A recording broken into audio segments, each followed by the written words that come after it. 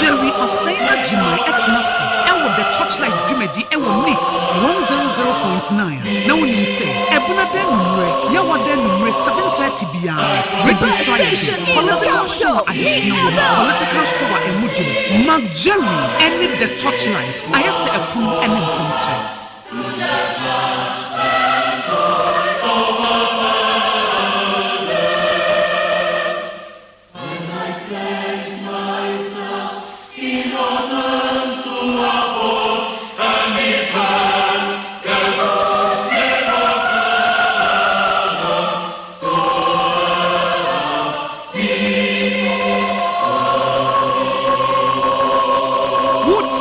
Torchlight Jumedie ewo NIT 100.9.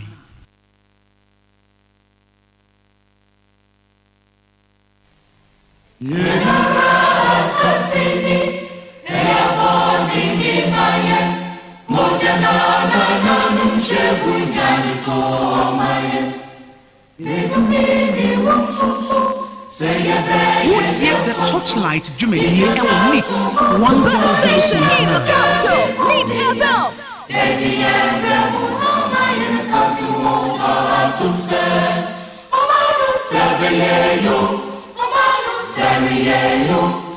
Mark Jerry OSEI AGYEMAN etnasi ewo the torchlight dwumadi ewo NIT 100.9 na wonim say ebuna den numre yawa den numre 7:30 bia radio so ayede political show adisuwo political show emudo Mark Jerry and the torchlight ayese epono ene mpontre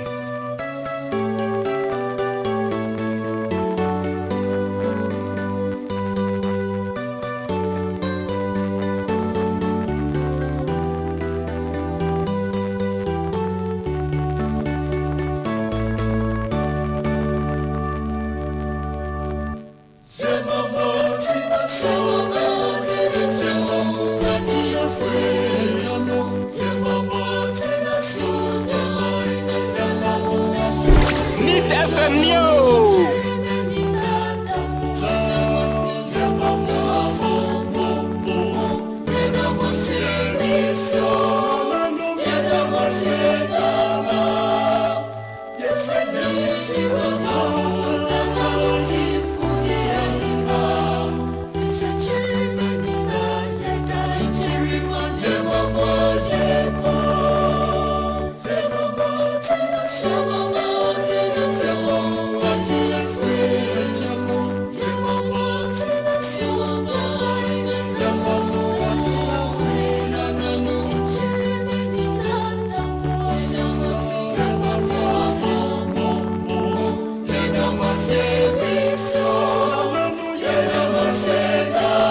What's yet the torchlight Jumedie ewo NIT 100.9.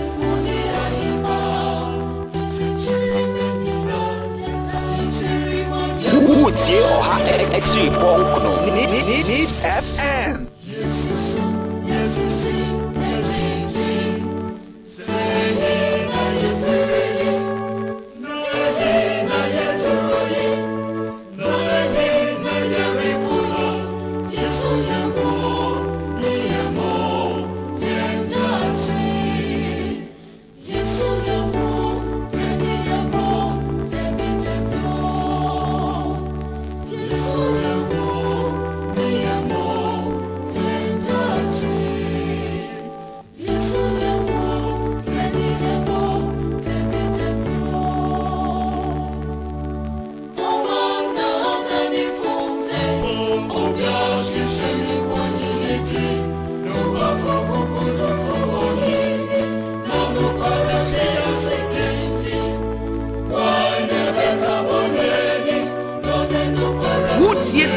Torchlight Jumedi Ewo Neat 100.9 FM. Hey, Neat.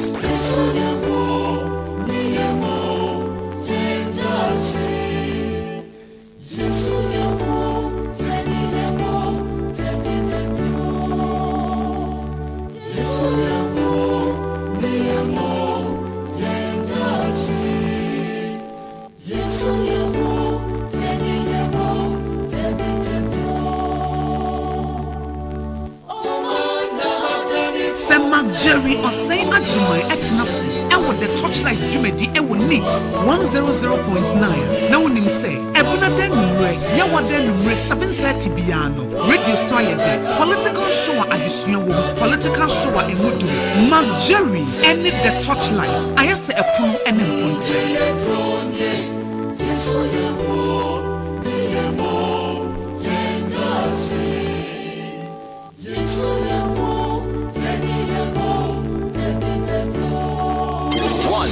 Zero 0.9 100.9 Neat.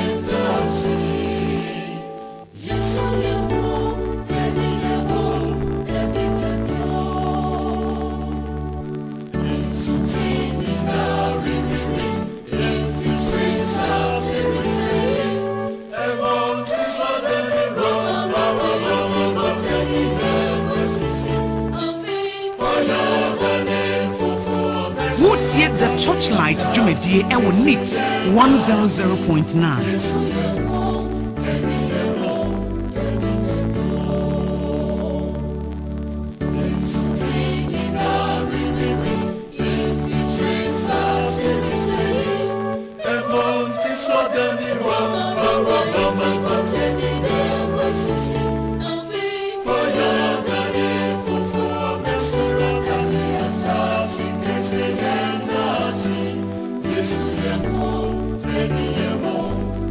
100.9 FM. Hey, Neat.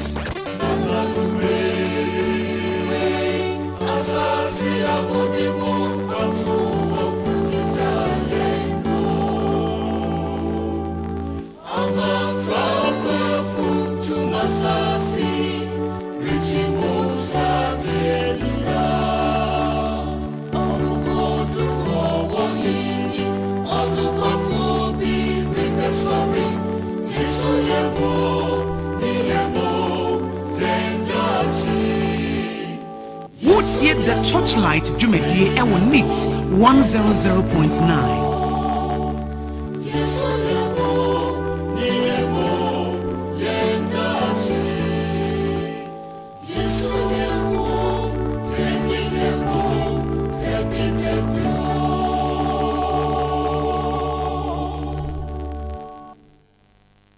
Yamagana for you now call better than it's 0.9.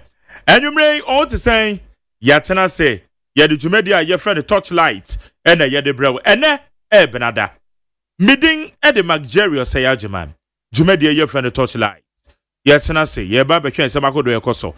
Yan Kanye Sandu say, and that date no 13th. Aka 18 days na MPP. One more quack to about no media you Franco 24. And why a ding?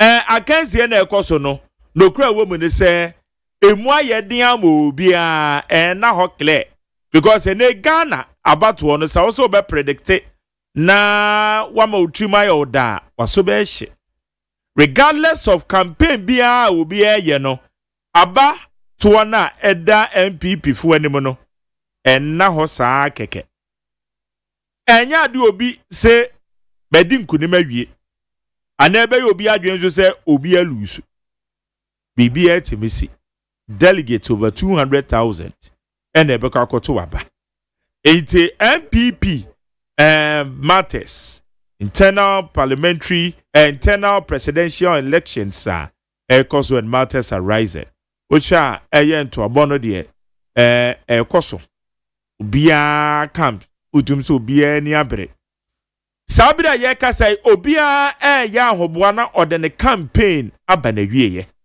because en kopim next week na obia wrap up no the campaign abanawie ye all 276 constituencies onwoma etimi ko mo womo so ebi entimi ankom womo ye ne cluster ni nyina no ɛyɛ ntoa na wɔn abɔ eti obia ɛboa sɛ wɔn bɔ wɔn ho sɛ wɔn bɛn de ɛyɛ wɔn campaign na Professor Frimpong Boateng so wotumi hu sɛ wakeka bi watutu bi ɛdi ama ɛyɛ New Patriotic Party ɔsɛ executives na wɔn no koraa no what the hell ɔsɛ hell to them ɛkyɛ sɛ mo ɛkyɛ sɛ ɔmfa mo ho koraa obi hwan na ɔsɛ ɔbɛfrɛ ne sɛ ɔkɔ National Executive Committee ɔkɔpɛ deɛ ɔkɔ akɔpɛ deɛ eti ne nsɛm ɔkekan na wɔhwɛ sɛ ɛyɛ elections yi ba so yi bɛpa akyɛwo ɛde ɔhaw bi ɛbɛba ɛde aha MPP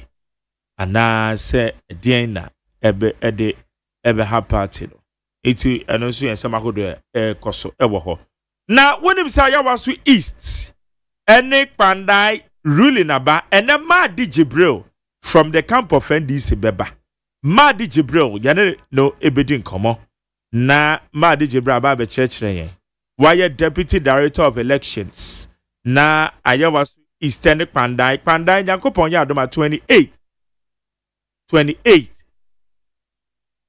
Kpandai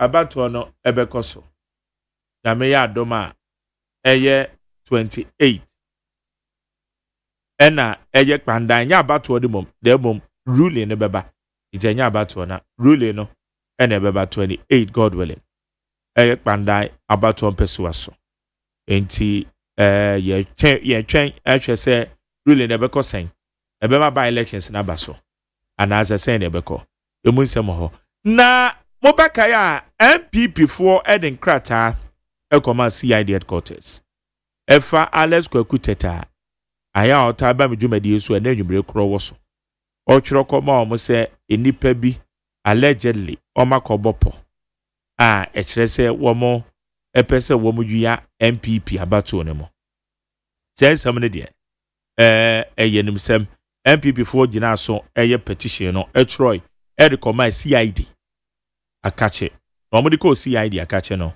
so far no ma bɛn ɛna kom ebi Kwaku Teta ya update ɛyɛ yidi ho nkɔmɔ ɛyɛ last week na yebisa sɛ so wɔma to nsa afrɛ no sɛ emu nsɛm akɔ akɔsisɛn ɛna ɔwɔ Honorable Kennedy camp yi ɛsɛ nneɛma ɛkɔsɛn sɛ Honorable Kennedy nam he sɛ deɛ ɔsɛ obi atɔ na deɛ obi ɛtɔ na deɛ na wɔn de arapo ɛyɛ sɛ deɛ nneɛma ɛkɔ Alex Kwaku Teta wɔ ha yi bebisa no the updates a ɛwɔ ɛyɛ saa petition na empanifo I refer to the CID ntiene the latest update bi wɔ hɔ a yɛbɛgye wɔ Torchlight so ɛnɛ enwumre ɛwɔ ha menini wi Madi Jibril Deputy Director of Elections NDC Madi Jibril so ɔbɛbɛ fia ha yɛbɛtoto na no ne yɛhwɛ sɛ dia ɛnoama ɛkɔ ɛne sɛ dia memo ne kɔne NDC ahoboa ɛyɛ ayawa so East by elections no deɛ ayɛ pending na yɛ twɛn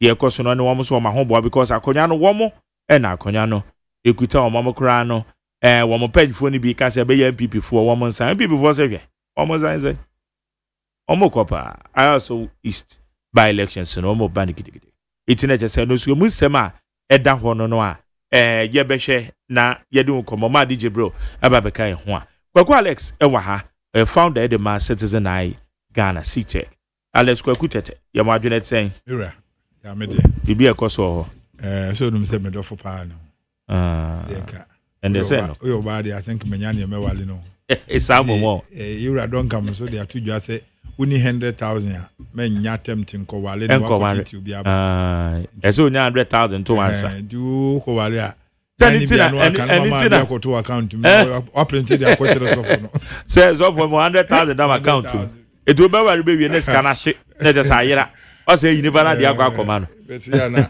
e man from mad you were my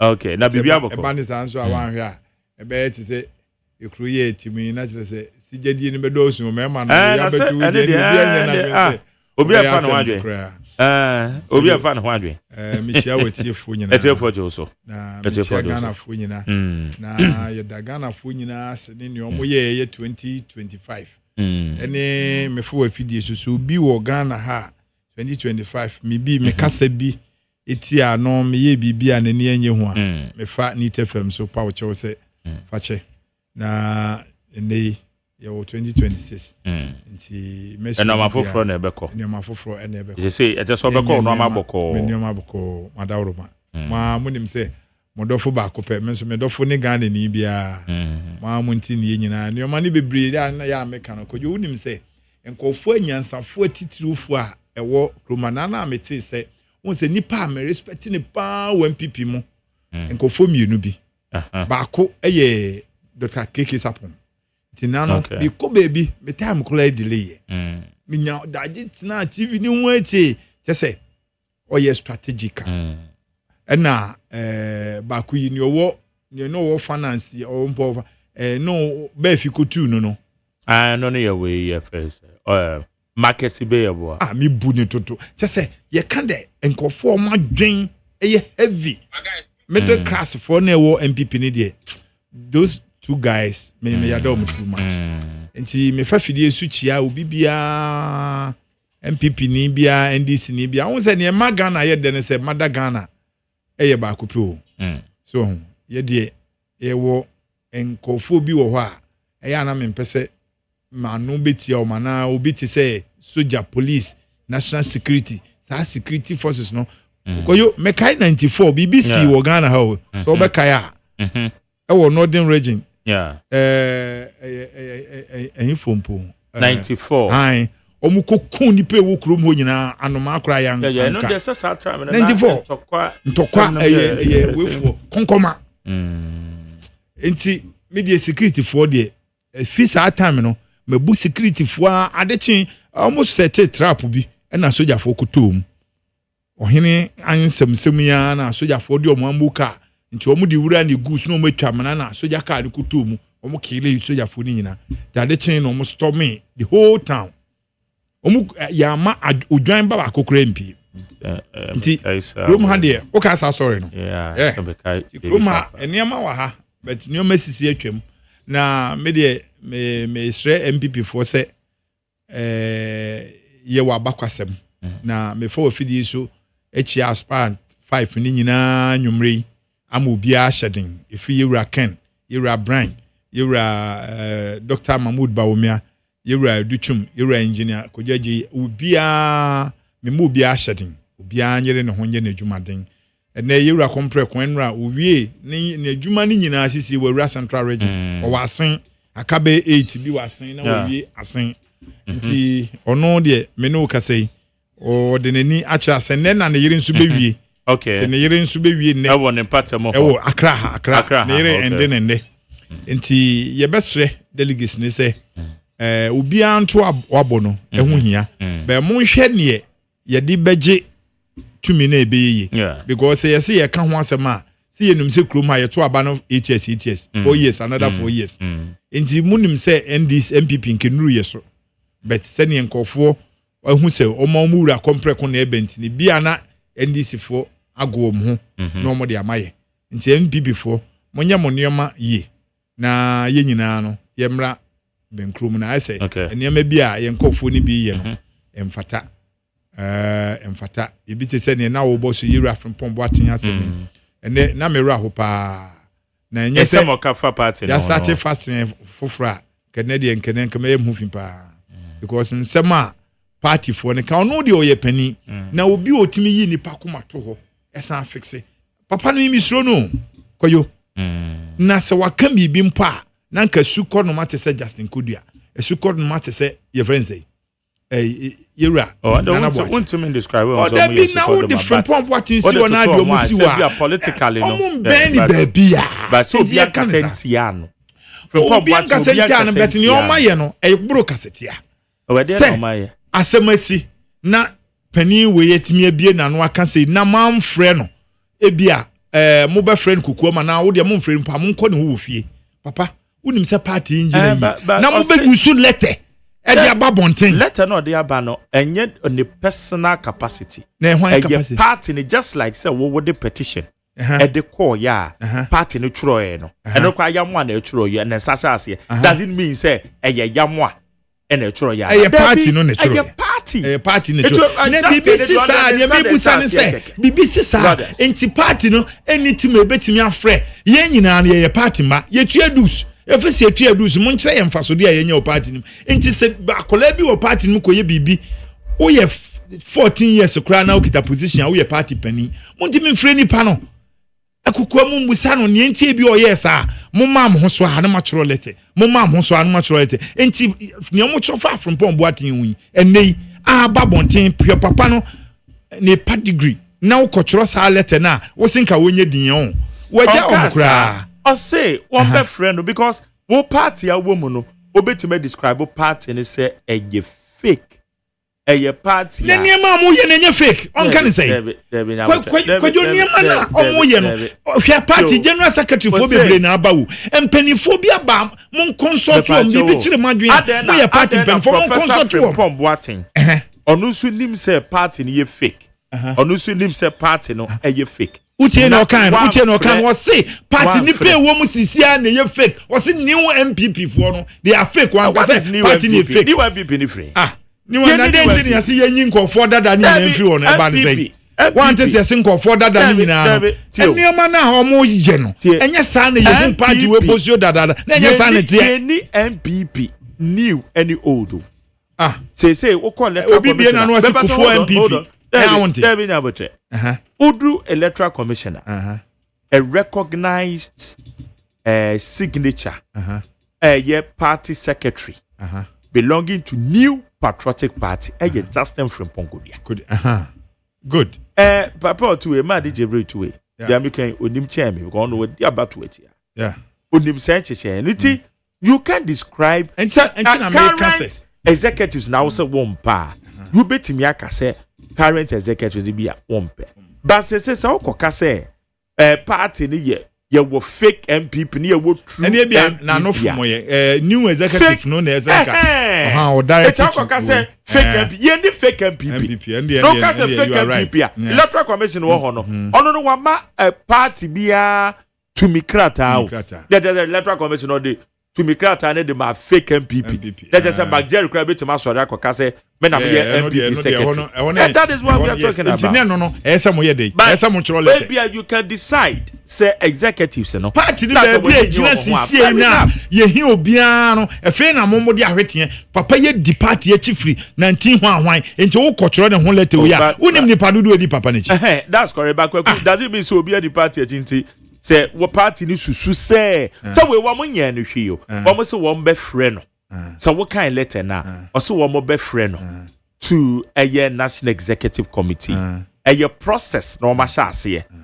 process no be friend no metie na no asem eti anya so obi apam no but e ba ne sa say anya so obi apam no but e metie na no asem nya suahu bi hunu say position bi a wo bi a bi ma batwam kɔ enti bibi mpa ya mo consult kakra na mo hu say okay sa mpanifo nyina no ebi da so wo ho ebi nwuye omo wo ho nti enioma bi sei ne si a ye be ye ne den ye mfamfa hen ye nya ne sen na ayeye enya mo sorry tra na mo ma letters wa na ma churu bibia keke aba koyo petitioner what they call ye o party refer to CID headquarters e ho asama ko sese koyo that's the police dey omo wo ho mo na mo dey mo case akọ wo mo mfrɛ mo dey chi ade be omo mfrɛ me say omo ankasa be fa chiri akrusu case ne say omo mfrɛ I'm telling you kojo na sasa tapa na ma yato wo no me pese omo na me betena ha aka na me pese omo frɛ na names no e ba abonten na police call you omo nyina na fe ye di tape ni tum no omo hu say eye weni na ye hwɛ say omo na omo yo omo dadabi na omo begina ho ana so omo betena se na kwajo yan say ye betena ha na ye ka me bia traza akeke enura Monday mete say yewura Justin Kodua oti untumi TV wo Kumasi say ye friend say chese nsama o kan no I am say onye matured e me nwa say oye lawyer ni na onye matured sa e fa letter na ho onye matured ba kokra petition no I'm telling you and I said what movement again no kafa petition no onye matured kra me just sometimes ka den e ma wo describe me mante there it's all kind because petition no betimi akọ petition no deputy general secretary o makasa Kojo Henede aka 18 days obetena how can saka 18 aka 18 days 18 days open so che say by this time and ye de beto aba no omo print we oh na so one more timelines wo hwe aka 18 days it doesn't mean timelines nobody here juma it's a timelines it fall within time and we de beto aba what is wrong about that yo now we say enye Justin Kodua na oye bibi o ene de say we Justin Kodua free onka ho ono do be say elections ho asema obe refer to the presidential elections committee. Yeah. Miami senior Joe Wise ene da no. Iti ono no election matters there. Yeah, Justin Kodua asem. Edi trauma power bedwaku a secretary wo ho. A wo mo hwa ye adwuma ad hoc committee. Nti Justin Kodua asem. So that metro. Iti se bia ono no beka bibia fa se wo mo be print wo mo print they are working within the timelines. Yeah. And na candidates ni nyina so de ekoso bia won bo mama ne nipanum ni nyina I'm not too sure say candidate ni bi be express we say identity bi on print e table on be print on print so bia candidate wo except that wouldn't be a so much it for now na just a petition de o mu nyan to sam frɛ it mu twa ni mu say bia CID e be frɛ about it me boss o mu be frɛ no. Okay, say still the days are young because 18 days ahead. Honorable Kennedy is in the campaign because near media near message for any Ghana for nyina ne MPP for nyina say yes siki obi a okoto aba no ne okoto ama Bawumia ne okoto ama Kennedy ne okoto ama Kwabre Japan ne okoto ama your friend say Yewura Duchum ne okoto ama Kwabre Japan obi a yes siki obi a bibia ni ho ne obi a ye bia ye dede keke obi a ntimi mma say na police for so I alert. I'm telling you. My dear, then what's here was soon. Said what here was soon to me as a weekend. About who was it? McJerry. There be mouse officially. But twice. But who for say I feel in fact, I'm so worried. Oh, the days we are people. They need to become from next week na but party once upon a time people told us say they blame democracy. Say obia to me a show ni the obeye na you go to aba utie among for can macho groups be bemo among for we can see emphasis soldier form brass elections mo. When they see about soldier, I'm a police for a word. Oh, I'm telling you. When they can say, when they can say, be for soldier for elections. In fact, I know one communicator from Ashanti region. Also saying, or say, police say police farm, I'm a 2 arm center no, and then they should even come at all. Our elections, we are moving from. Oh boy, they did. Man, said exaggeration. They've secured everybody. If somebody they are born into we catch ourselves with secure. So we be in slow. Which one would say will be baby. And I think that we wish you see me. Maji, obi any hope between. And I mean, I'm telling you. That mean Vima more day back. Minimum Vima. Because Monty last year, ma young boy obi assume na no is there no. Me debi. NC. I'm telling you. NC. Jadabo now play no. Jadabo. Jadabo. What was that? What year was you tell man? What's that? Get one penny will be over there. Woman says here, what national organizing? Oh, what I can say, Aza. Okay, and when you say 31st January. Very interesting, but young piebo, and they say tensions. They should manage the tension because see when election becomes teams me no winner takes all because election 9 people are going on. I quite say winner takes all because say about me team win here. Muda can line so executive other branch they will wipe them out. And then Kebesi na normal winning. Wama winning 2028. Oh, that means Obia or no be winning. Oba wipe Obi out no. Me ebesi. And now I'm working so. The moment Ken wins because the people who work for him, who believe in him, no, they would like to get a person who believe in my friend say Ken because for instance, the PA of Wuntimi, they were workers say, if I say second we near, what my executive and spokesperson to talk about MPP for Canadian Japan. And which I make earlier and make say in summer day a bit no more canon no. Yet to a benny 31st, that's what movie about to now. Those people should be responsible of their statements. Over MPP for reporter, I'm going to recall 2024 elections. I'm going to say, near can one lose election, tapes now. I'm going to tape your boy. But that tape time, not tape 52. MPP tape no more, now 52. And they use to yedi we need or more.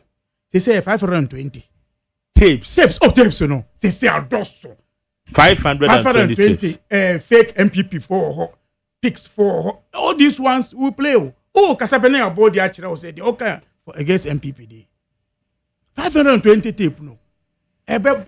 So I don't, in fact, I don't say MPP. I did back one year, and it's a Mulusi elections. They could have sat back, reflect before moving into what they are going to do. Movement now to elections direct. Once they were not able to resolve them. That is why they are not able to resolve their issues, and this thing would continue. I don't wish them bad, but if you could do only party now, could you say any day? A traffic, a traffic, because I fake, party that traffic. Party it doesn't exist anymore. But we wish them well. Say Omokoye primaries if you miss scale will be more. As for Northfield region, my attitude, my petition say, Kwabo say, you see, we want to Abama, Baomia, be free album no more. We are watching them. 19 days from today, I believe, say, Majeri, and the MPP. I'll be surprised that they will come out from this election successful. Sir. Said their air corner. When you sure say internal matters, now there will guys that you've been told mother. But you managed. What the barbemo? Maybe you have to end party now. Only say a party in Kwana, even a certain president was contested in primaries. In the history of Ghana democracy, say a party president etiso, na party a bio nomination. Ama ya contested flag bearer. Dr. Professor Mosini, your friend said, our late first lady. First lady, yes. Yeah. But you see, so there was that experience, how to manage. Oh, but I said that and not Professor Milson yesterday, no. Then Funka games, no. Not Professor, no president. 2010, and of course Sunyana na one could be. Sunyane. 2010, you were bemo. Oh yeah. Okay. It was a primaries for the 2012 elections. 2012 elections, yes. Yeah. It was heated, but we managed it. In fact, after that day, no years. In fact, the Funka game, no couple the year part of the games now. Yeah, the game. So it is how you manage. It's the leadership. The MPP is lacking a direct, authoritative leadership now. Why not bet you be asking? Because all the leadership of the MPP have taken side of the game already. Leaders not taking side. Omo amateur report say, my member of Miamba. Omo also almost say debut. I was say Kennedy so man opportunity. Yenye free and fair elections. So the leaders in Ankasano are not able to manage themselves, and that is what will cause the party after the 2020 January 2031 elections. Because see, for instance, let's say I'm not saying that it's going to happen. Assuming Ken loses this election. Do you foresee that the MPP can call him for your unity? Adintra. Okay. And not Kobasa. Not just said the party. And you're ready for power. That's a leadership in your. They did it to Ken after the 2023. But mind you, leadership is what to abandon. We are. One was one more to so about.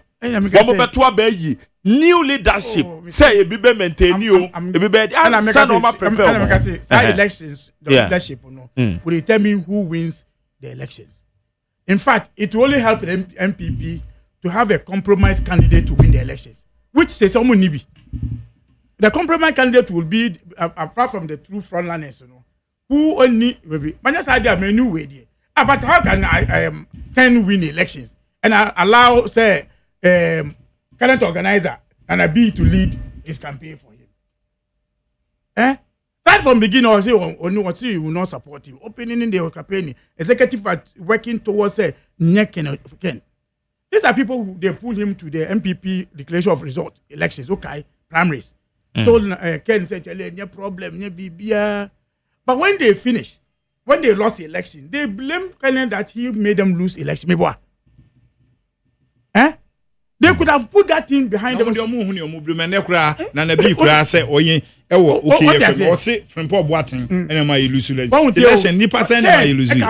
Tapes, you know. But you saw these tapes, and we are reconciliation. And the woman lead him campaign for 2024 elections. Only say 2024 elections, if you any popular MPP. Why? Can I Japan any musician no? They ought to enjoy. Kempaluta. How many popular? In TPP call rally bia no a omo de poster and eto so say Kenan Beba any Kempaluta Beba that are the most popular no check no check Ken was most popular than about me at that time Antonio Kacha said me na me say wonye but muntu abama no party ase because ono omo leading no Kacha obi say me nanka me ye bia then na me ye bio on Kacha omo nti oni bibi obeka bio no di no the bon aben. You understand? So they would, for me, the leadership make us elections, you know. The leadership beyond this level. I say leaders say elders now party no more. No. Some of them have compromised their position before this. Maybe I go do 19 days away. Yeah, take this in that. Yeah, take this in that. And Obi betimi influence about to be to say nipa be 200,000. Oh, you see, let me. I don't know we say Obi ko influence and wa madi. Say see how to we madi main kind to for say madi and the position no ya pejam. Say me na mo ka say or ye acting director of elections and IT Edema NDC into onye deputy BM into Madi Jibril or ye acting director of elections and IT Edema National Democratic Congress. What would you medie and a kwan them out because of your experience? Experience politically, no. Me McJerry, personally, I don't joke with it. I don't joke with your experience. Who experience were battle dynamics and society.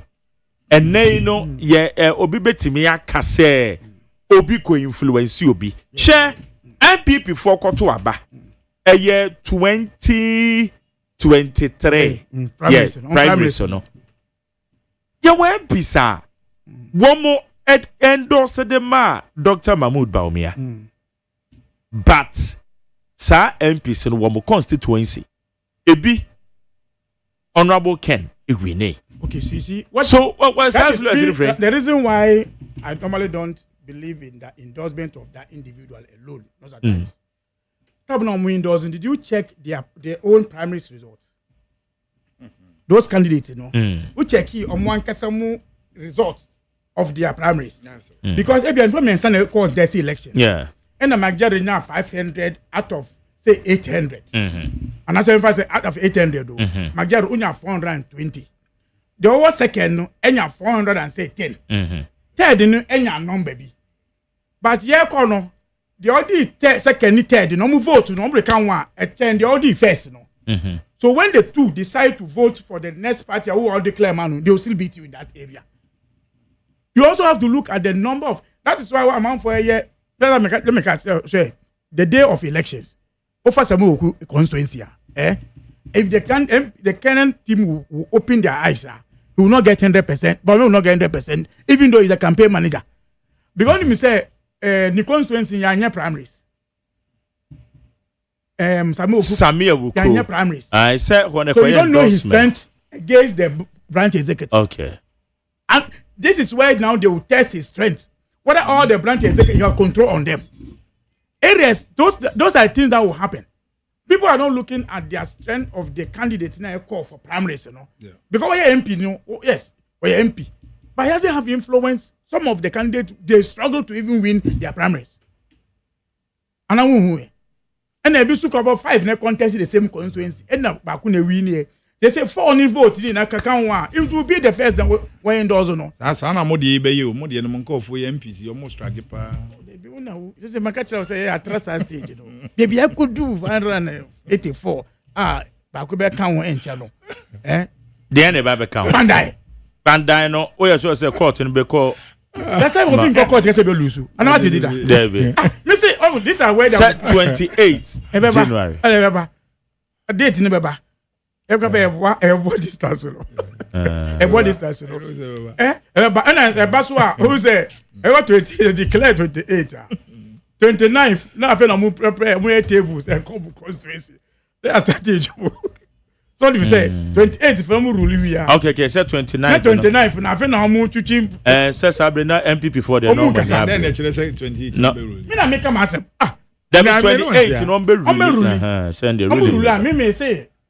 I believe it's me. Ebe call to Momo favor. And that's because we say they are more per by elections. And I basa no me see from 28th, 29th, 30th, 31st. Sabi no be a constituency. Omu wie so a na ya bruzu teams no. They say why na be call banda you know. And so ho. And so be ho afen why na be me say that is why when I heard I'm sure they will come to this. That's incredible. Okay, say they will contest.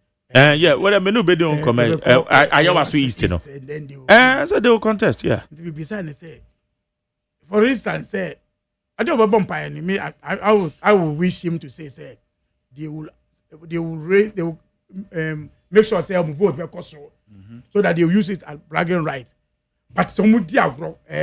McJerry, if they bring Baumia, who will win 21st? If they bring Baumia, is the election will use to silence him and retire him. Meba, I also is the okay. Meba, menu be there no come on. So for now, the MPP there no. So, Kwakwa Alex, say, o share a party no, wo no make town. What the petition ya come out party. O party net imagine so the yako CID. Na wo mo hwe say hwehwe mo party mpanyufo say. Even the pa more alleged against Dr. Baumia and the camp, the Omabeka, when the pension the bidding common, the Omaka say, Omo the Ayomo dempo say, Aqua, a CID. Wo pair the Okuta on camp or preparations ben amoye, because over evidence be a chere say, Obi Bivia Bema. What the petition akono, one step, Ako CID, another stage, Monso and Hobabe and amoye. Oh, yeah, yes, kind of for the MPP for about to abandon delegates for say, will be out to Nabavia when you know. No, because in Albia, you know, also as a okay, constituency, and you will not to Abano. Would you know, Oka 2 years, would you know? Lie now, you did to Abano, say, Nipado do no say, baby, anywhere, just say, intimate more than say, stage so we did 200,000 into be out 2 years, no, would you know. Be barricade no mbesete no men kotra men fa ese o pe o doku no bi na ota baby men fa ba anko ho men fa second ko ho men fa tu ko ho men fa bibia enche ho ko o de just gina ho na fa wani hweke eno ano no nti obia o koto ababia de o secure bibia ni we betimi asi bibia be da ho mani ada ho say bibia be free and fair transparent yeah na benetime Sebio, kwase ahwe I see ntia so mpre no. Nti wo fin sa ba we, ye be yedin ahwe se, ye nkoto aba ne tra. Ye nida ho. Ye di bibia egu akwan mu. But you Kennedy say men kanche delegate say koto aba ne se, ubi okoto aba ne bia ye secure. Koto waba say bibia ne we bisi.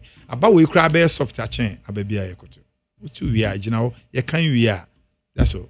Ye kan wi a number 1 edi, number 2 number 3 obi ekofie. That's all. Bibi anyway bisi. Maja obi anyway bisi. Maja. Na unsa madika bibi wo share adwuma ye de bo Honorable Kennedy awonam from. Honorable Kennedy ewini a obetimi a United Party no wo said ya wa ben obetimi a United Party. Obey ma abro so. Wo de say you sideline e obi because that dey no go be ma na munye ready for power. On pesa akra. Say wonim say ono no oye obi a ni campaign ya we na so say unity campaign ana yeah that's all and na atoshimon so ye as that campaign enyaza Nas Toshimo ye thank you. The strategically no sa no machichem. Yes. Nti ma men kan sem cho. Kennedy die. Owini a. Wankasa wuti he wunim se. Oye Ghana for odofo. Obi bia impo no one na ya kakro beto nsafre no. Nti party ni say obi antoaba. This is the first time MPP benya numbers. Maji de bro no si wunim so o maso be hye. We ono kan onka. 169 na MPP lusu ye no. Ni ye ukitra na. Ibenya no back. Se Kennedy winia. Na maji de bro no nim se o me konfa no chekura ba o untimi. Opa mo fa konfa no chekura ba. Onim se o maso be hye. But I'm praying say empire me body na say omo de na bia omo de juro so ba be meet Kennedy na efe and when this mono o prefer on the so you ono de na so you solid say onko for that than de we for magari what nsam o asedu nkati am Ghana for abre mu ase nko for that than am for bezo mbeti omni o am for abre wo o na ga say youth na e wo kru ma ye hwehwe o. Oh, asa mo di politics mo free 1979 abepem sam still asa ya bro mo na ma ka say me pese me ye campaign na wo betina ha ye dey da bi na de me pese me ye especially ye na ka me ka say wo so flag bearer obe the seat in the back also betima United Party no man seat yeah man one constituency kwa ni constituency e waja tu e koje na wo refisa momo de no ono wa drop na wo refisa momo de na momo seat o ndc seat unim wo e politics ache ndc seat for so ndc seat ana unim asen ya mu seat dadada bepem ne ye mu seat ono wan ko hokra omoto abama no so what I say be o drop na won sama take seat ni ba influence that influence make us when be na enko baby why na catch what mean if you want constituency one team me say me campaign you say what you na say me campaign chance budget be wonim say e hoye mo stronghold but onu nti e na obi antimi mo campaign na mo use say ba o me e campaign ya mo anka na kata ni candidate o denta no e good nti me let na be can say mo de mo 31st no o de ye be meet na safe na ye na agro na ye de efe na ye be ba ye be ye adwuma na nkasa ma je dibre ma me koma di hoy na also when this mo ye mbo nkomo sese aya waso east preparation e ko say Magjerry me say me buy man one GT4 I mean GT4 and I mean ka say me fa ha che in fact feel cover this at I feel first time I buy here so nyame info so Magjerry na aye mate madia tu yanya abade ya ba feel dey so no afia e be adwumaden because adwuma no be brave e wo ho we this time we are not going to sit back to allow people to tell our story Magjerry feel dey ese mo amaka say better your story papa and will be more available and will be available to talk more about our story that's what will happen Magjerry mamimfa Kenya so emma busia for yako Ayawaso East and then also the people of Ayawaso East the one the person they are looking up to Naza MP no inti we free money there at least you know say a man for lose a loved one in the constituency but as a Muslim teachers you know your team no the next day and then also made this Adua last Sunday away which is a final right now in the area although there is a possibility to do the 1 year 40 days in Indiama but for now okay so on a Muslim so this has been done and no so no so no and no nkyere say party no so you will not continue doing the activities because your constitution as a mind actually say MP free mo as a sitting MP it was said within 60 days after the notice free parliament about EC almost the timetable for election almost the date for elections now no so baswa as a party over contest elections unless you decide say you then you will not even do any internal elections. But the ban say among for contest elections, you also have to open. But whether we will contest or being contest, you still first have to open nomination for primaries. As a party, there they say I'm a notice a formal electoral commission although a public information say obi free mo in as a member of parliament, but we are also waiting. Say notice be come electoral commission. Say electoral commission notice now on my date, then we use that date to organize our primaries for the elections. You be nominations so now. Amount for contest election, but I couldn't find nominations now. And no any the say amount for menu and then we have to organize elections within the party, Okay. To be able to get a candidate for the. But say no, said ya Mortian, or we say mutimi form a consensus. Abia DSC said ya am percent no munyedin. Because mube be internal elections, they be quicker. Ubi a way yes any panana or resign so could in it. Nipa free. Na kwa kofa to be a party na dwen say now you acting director of elections. Mo dwen say nka mo benya a sole candidate. Na ama attempting. Party via air content elections you hope so benya say the constituency AGA to me say may contest so that we divide. That's the decision of the constituency. Decision of the in terms of the bar mountain say where an AGA to more you accept it and move on. However, not to create that impression, say, obisechi, because perception in elections, manage election, one time manage perception now, you are bound to have a problem. Yeah. So first, solve the problem of perception. Say, my Jerry, area where now can say, yeah, Kasama way, uncle solo. And to solve it, you first open nomination. What do you do? Say, Banny say, Homo, Obiam, a form sooner. So be it. No, sir. And the normal process. Won't be blame me obi. But ja Robert Kai Muntala issue by. Yeah. In fact, young Kai was here for you. In fact, now we have to say the be a contest. In for 18 and a picking 18. So imagine saying Anka, okay, say, oh, young Kasa. Now your expectations say be a Magdalene a popular. And in Casa now we uncle. Suddenly be more. Sabu phone or move on. It will go against you.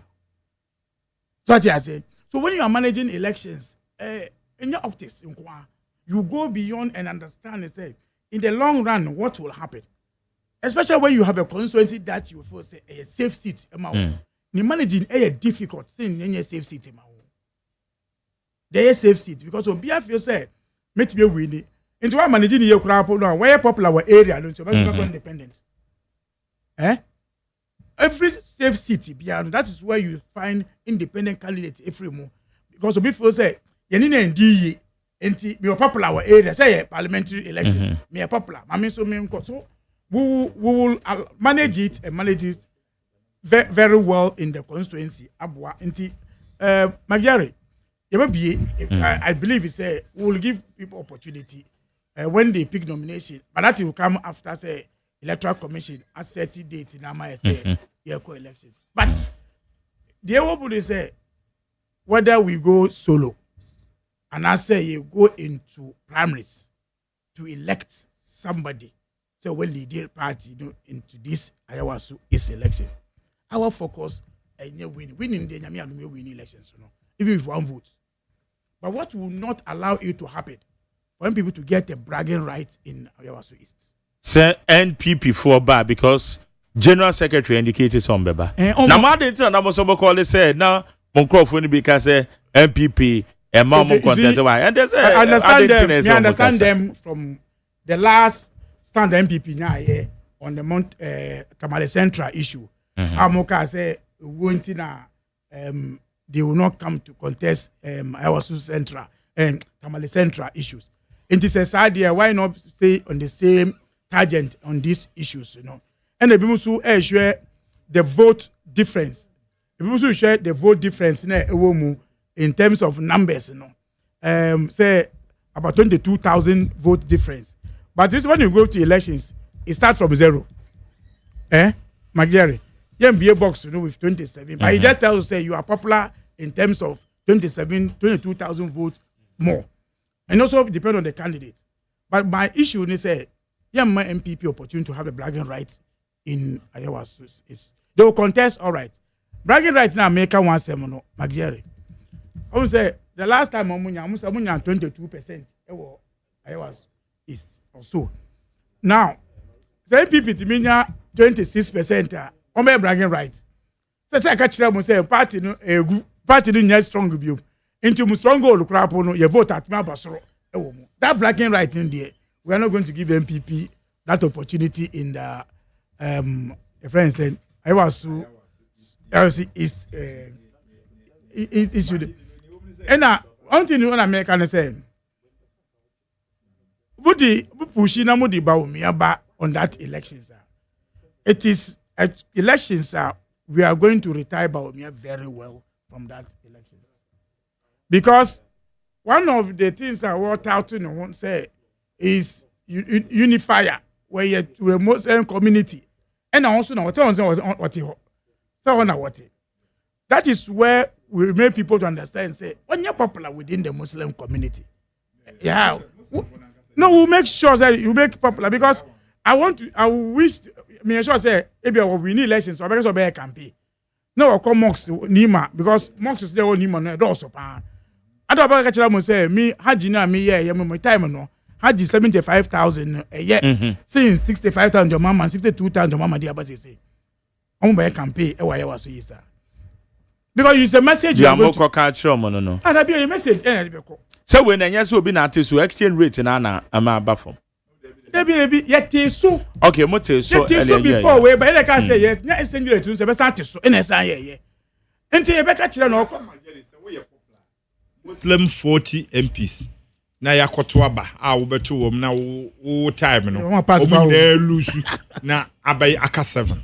And there's a campaign and they. Oh, there be say come on, say my boy. Oh, there be yes one, but say near wo can two. From say Baumia was our constituency no. We also still to make sure I also is the one Dr. Baumia. Okay, on the cover and the Kanda. Okay. And now also now do Soete. Yeah, I want to and we'll see whether he has made impact when he was there. As a gay impact the emphasis. But Madi, the okay. I was East historically. Say end this for man movie. And I just could say man movie. That was say movie. Obasa ye dey akwetiano. Obasa ye dey Blekmanoff no. On the most you know Justin, yeah, say on to be kase. Ye kwa ya wasu East akwa kulusu. Ebia obe said the kind so you kwa you be maximize your vote. But who say more politicians no more kasa na anasa na tie. Onimpe face okolusu but obeka say me kwa akowin. Me say aya was you see there. Yeah kwa kumewu no you ka kire obose kumewu no. You kwa surprises e wo. That's the statement we made. But say by elections are different from main elections. It aya was East by elections voter turnout crowd be affected. And it will be a vote comparatively to the main elections. And they say only say so far 100 rerun in the by elections. Turnout no didn't support argument we. Adentra. Yes. Yeah. Number no enya wa kwetia. We got the same number and increase in the last elections. Number of money 2024. 2024 and they call by elections no. Enya increase in numbers no. You see? A bit back previous. Yeah, vote no. Yeah, vote. Sir. Yes. Because okay, me study this because the total vote no 2 hours for 2024 no. It's about 38 32. Akwetie o ye sure say mo ho den na mo de wi ni. Ye niam bi na say unity no niam bi yan hye ni ye. Ma mutimi wi ni sa ba. No. Well me say elections. Yeah. Any formula. Yeah. Oh no, strategic. Strategy who say in fact in Akwetia I can tell you what gave us that strength. Ewe juma no aya Akwetia. In fact MPP came to Akwetia for all this campaign on my month me appointed one project on my Akwetia for. Another ho. And it was a key in Akwetia. No unity issue. Oh, but sir, enya honom go be DVLA officer. That be MPP dia. Me say MPP see amount me can say we na so what do we use it? The only what do we use when people time no chance. Even though moment time and then I'm say by election and I make us say ahemfo ne na ma mo wi ni because na ahemfo no na eboti a MPP fo na me say ahemfo no omo kan go fa omo wo kro no omo nim say Obet na by mu 8 years fa nidie na ma ahemfo no na second ora bi eno na ma na nya akoti anka mo timi wini because ade na da ho ma ene ya ade kra anka mageri enka ye nkofo no nso ebie mo se obi amfa fom kra anka no nso ka me no ba ho se amanfo akoma beto on say wo kai say so enti niam na e ma ye lusu sa aba no makubia ya ntoto niam yi na nya mo strategy bia na mo de wini mo de two candidates ni ba ho mo lusu two candidates for landers mo na ba campaign o Magere two front landers le be campaign o I want to get the kufo crazy which we are can say belus because mo de two candidates ni ba and never be as a get second candidates ni mienu nyina na assign echo no your friend say first my friends Abdulkumanov Abdulkumanov general secretary say nko say yeah campaign popular no you bet me release it two candidates ni by ABT or 19 police station so we know the strategy there yeah ma to abano Magic Debre no omo nkasa omo anya happy because say ka yempanifo ni hu say o yenkwa hemfo ni wonko srom say ma mo de hye watofom ti mo mpo bi na mo ya de hye say omo amfa ni di amomo nti ahemfo ne kasa kire omo nkofo ni say mama ncho we know say una wo cast different sorrow but omo ka kire say na say na they consulted widely and the people the chiefs and the people aye ni omo kasa say choose one person to go and I make catch it say sa this is no mo take here amwa omo me catch it so wo mo ye me no die interview say dia omo ye no akwetia because omo bie tu mu na obi aba because nanga omo konso chairman na be win elections na konso chairman na be win and so free your friend say wenchi area you could have done something but omo ye na ehwe omo say we mo omo to be see roof dan ya omo bo roof and some boy foundation no best I also going to be one of the peaceful elections. That's why anytime it happens, to be one of the peaceful. One of the elections are movement of vehicles will not be much in the constituency. Looking at the way map said your what's here so you won't find and it's likely to be in the fasting time. Okay, elections. Yes, it's likely. And more best start. Best start 17th of February. Best start Ramadan fasting. Yes. I'm also more fasting about 10 times. It already reduced 10 days of the calendar months. Oh, really? The fasting, the next fasting, no. It reduced by 10 days. Okay. That's why it moves. That's why it moves. Okay. The best start fasting 17th. But looking at the constitution provision, no, we are likely to have the elections in the fasting month.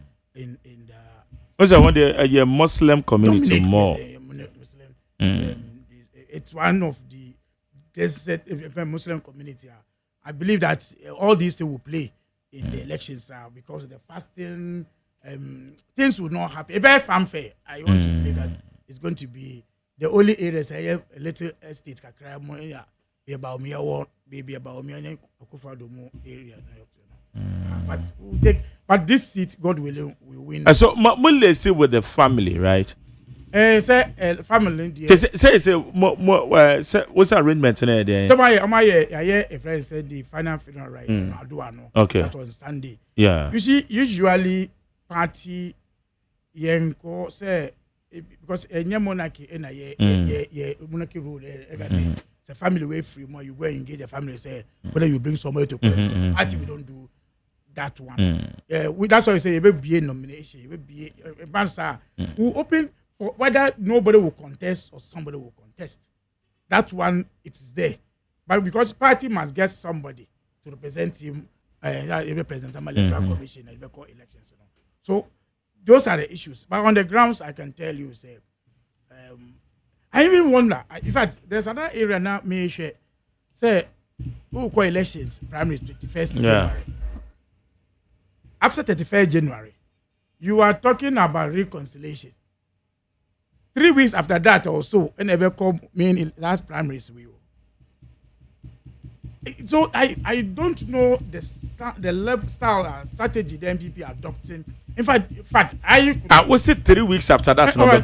Three, 4 weeks. They call for primary by elections. By elections. They call by elections. In fact, a party going to these major elections, it could have saved them. It could have saved them to sit back after elections, touch bases of their issues. Nananka, Mawamo MP attention. Because pay attention to her. Who say who cause our elections? Right? Whatever you lose these elections, and to add to the pain. In fact, the other crews now will lose. Winning elections, they will use either the now Baumia and I can any winning. Any other team of other group, will use it against the candidate who won the elections. And your results, they will use it. But what I'm saying won't make you positive strides. Women winning, one could increase vote pattern and so on. Increase voting. No, I say I was to it, and that is where we are going to work. And I'm saying that is where we will cause more problem for the MPP. Okay, I say Abdulkumanov, the 5 candidates, Oma. Hey, make sure I say meeting. Yeah. 1 month after elections.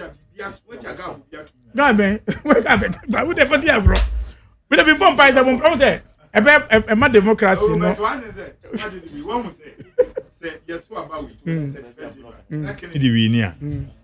Mr. Sassi, in your bedroom. Oh, friends, I'm moving me fano. Falasa. And no example, Kennedy best Saturday. I'm my MPP for, and who say a general election, obey BB. Say, and I wouldn't say anybody who wins the seat over when who went January 31st January. I was to East. This is not more take it more banner. We'll make a statement out of it, Jerry. But let's see what they will do. Because I'm also bear primaries. I'm sure some bear primaries. Sir, about the time, so I'm also bear primaries. Normally, I pay candidate as sober. I'm bear primaries. Also, so primaries in America, because where do you belong? And so many things will happen. They could have saved them better to sit back after 31st January, their elections. In fact, these elections, there's likely to be a run of them, and I say, I say, oh, so, Jerry, I wish I will know we'll meet myself and Justin on the as a brother meet on the grounds on the election day. Friends, is the date in the bar. Okay, but I don't foresee them making any positive strides. I don't foresee because some fall other multi fall at so who be a mono they be and so omeka won ni market omeka say e mono buy ya too much kosoro your mama buy no there man for bibia and so omeka see free education your mama buy no cancel free education enti e ba ye MP we ba no bet mama free education na ye omeka sa nyama we message bem pote NNPPD e ba in Ayewaso East message bem why direction why message on the bar ken message on the bar and I say a friend say Baumia message on the bar project bem and how much that's how much me a friend say a constituency no be to the actual when it come to the general issues sir catch the name for say when you vote for John Mahama it means that you be cancel free education no can they come and talk about those ones in the constituency and yeah share Jerry I'm expecting to see a good elections in there, but I can assure say very peaceful elections. Okay. Because so far that is what all of us are now looking at to make sure say elections to be devoid from say Ntokwa. I think that we are electing one person, and then we'll feel in fact again. I'm sure say going to the future where we also start looking at say be a MP now with free more. What do we do to minimize the cost in terms of cost? It will be too more elections. All these things you're looking at, but currently as it is there, let's finish the 31st January issue because the satellite got so far. Maybe 2 o'clock. Okay. Maybe 2 o'clock. Maybe I'm start to what time? Saturday no. Say one time to MPP. The primaries. Oh, the primaries they say till 5 no. Anna. Is it 5? Okay, well, to be a normal time or no, normally so it depends. Because of the now what the time near. Oh, they say never follow. So catch them here. Me follow program no. Now program the yanka kwa obe follow. They be oti. Me say me follow interesting program. To hear them be follow. Me follow ni. And I'm interest. Maji o be our experience with the political. Share position crowd. The 5 North region me interest wo pa. Showdown me say me say showdown say na be call. As for central me person here they me call 5 northern region. The honor can person. Oh, that my prepare. Okay. Goodbye. Remember, higher needs 100.9. Madi Jibril says, "Oh yeah, the acting director of elections and he also in charge of the IT." Oh no, Alex Kwakutete, you'll be on the petition. A command party ya. Efa eye wo mo primary say ekoso ewo ho osan belong to Honorable Kennedy Ohene Japan the campaign team. Ye bisa petition na ye di ho common updates sir eno so wom madina say we new portfolio we say oh it is we are still serving as it is for now up to some time I be okay teenager say Dr. Omanebo Ama say party you say normally I'm in front of the crest by microphone we free monty one have to be acting before Sanamu ye 2 deputies. Yeah, 4 deputies. That's how I've always explained this thing to you. Also, director elections stroke IT. Yeah. There were 2 deputies for IT. And there were 2 deputies in charge of elections. Yes. And many my colleague computer and a deputy in charge of elections. And IT na yeah, Dr. Atabuatin, any Yaira. Yaira we. I'm deputy in charge of IT. Oh, sir. But okay. You heard us more because we have to be coming to explain. Yeah. Okay. There were 5 deputies. 4 deputies. And to say no say Nyame Adoma, which I know very well, said you'll be confirmed. Acting there now you'll be confirmed. Now say later being the acting director of elections, you know. Now so one more replace it. So now we are going internal elections on the start. Party will look at more internal elections also.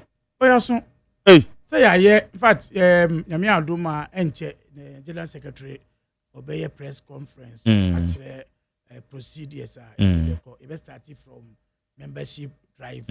Then now we go into branch elections to elect our branch members.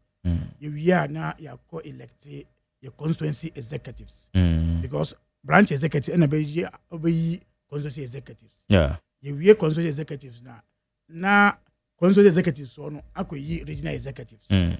We are within the same year now constituency region for a year or mono leaders for the national executive. Oh, okay. Until by December plus and minus. I just say Nyame Adoma fee. Oh, sir.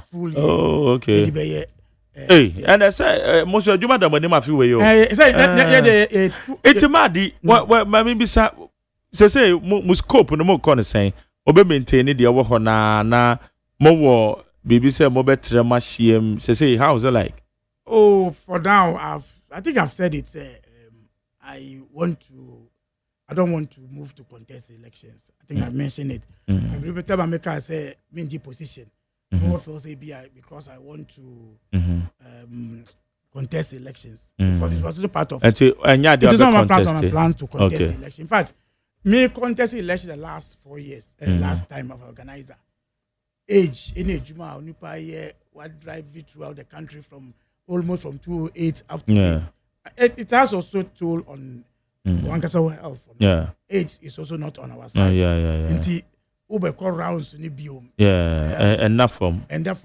And when you think that you can still serve the party on one way or the other, but we are ready to serve the party at any given time. I chose not to. More director of elections normally at the end of voting. No, it's by appointment. Appointment. So okay. Once the new executive comes and if they decide they can maintain, then you can serve. Okay. But even if we don't, we'll serve the party. The party. Because McJerry, Nyamincha, it's NDC that has made me where. Yeah. It's true. Now, so what's some party? So why some party? In fact, say if you have no opportunity, then I'll turn my back to the party because in that mean I'm not Magjaro frame me say Madi. NDC and I'm a miss opportunity. So I always feel sad. So if you were party, movie big a crime, but was side depend on other political party. Now the Yao DB Eddie fighting party. Forgetting party made you. Magjare, sure. Yeah, the party cheaper, especially says Hanipano if you were NDC, no free call MPP. Sure. He's not able to gel well. Because now that for no and for no programs now. If building that friendship even is difficult. You understand? The same thing to the NPP to people who play, but you will not be rooted now at it.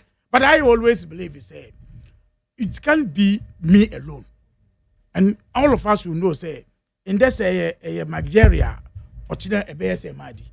So if it is Madi today now and Madi in somewhere, why should you fight the system? Me, that's my principle. So we are ready to serve the party. So Jay-Z for Becca till casket. Wow. August till casket. I think the party has dealt with us well. Today, we do be a friend one number. And I'm found it's NDC and MR. We could be opportunity be our own NDC. A party no I would done with it. It can be a me pay be I say be a me. So some of us we chose to say let's be in the party office, and I believe that so far it has yielded some results. When I look back, say last year, I call rerun, I call Pikisa seat, you know. I call Akwitia seat, you know. Tamale Central by it me in the history of this country, elections and it me a candidate. It didn't come easy. So what I say, and you know, can say, then say, train courts now. Pandai, you know. I'm not contact. I was in Pandai. So called why Condenam why so okay. We only thank God. And I always say it's always good to serve. It's always good to serve. Tomorrow is unknown. And you are not expecting will come handy to you. And Magjari. Mame Fangura or party Mukakra. We general secretary. You go do Brunyay. And Yanomo, you go do Brunya Crass, so you're not. And now, all Casse. One more, one more, a cat magenta, their sycophants. Ominium de Omoka. That magenda. And in them dream. How's it like? I think that maybe he's only stating idea of my opinion and Kasanoaka. Yeah. Because my opinion when I can say new phony Emma again. Fact, ballot paper. So it started coming from people for say Charlie. Say na among for Kasa here John Draban Mahama so my opinion. Say one coalition crap will be an or bar or mine and Kasa want to mean boo of my knee. One for any dear my economic crap because one for committee I know that I let me know Kasa. Was it your mama or Betinica? Or Betinica be a old or Betinica. It's a buying no man or Betinica. But it didn't 1 year. Ghana for be who said they be the way I will boom a minor. As if say we elections be break or air. That is one. And two, as a son and walk or dear, I didn't think I am an opportunity to go. It's a constitution, no. And so much, in fact, almost I can be brave. So, opponent MPP, McGarry. The opponent, can want them say, seat we brave because we want to get more seats so that we can use it to do our things in the parliament. But the president now, I say they be me Kobio. Well, me Kobio. What kind of as I call, I think France and Japan. I can say Kobio. And I told you, say, some of no crown or suggest so Oba bit me. I can say Oba bit me. Don't be surprised with me about. Again, on him. What am I met to give you? And apart from even saying that, on him say constitution review no. The behest, like I say, dear legacy. I Mr. Manager, I say yen to be share constitution mo na yen siesie nyama towards our constitution yen review wo mo if the interest na wo mo no na nka ebi a waka nkake na won yen adwuma maybe you could have even also proposed to the constitution review committee they say I don't think I'm going to share these issues, you know, because that could have even happened. But constitution review now, when institute some no, I'm buy no crap. Almost say, IDB say, you know, it's not something that if somebody now said, say, be a general secretary, can say, continue whether directly or indirectly, they say. As a party supporters in the happy. You know, I think that this is a democratic party. It allows. That's why we say that we have a leadership.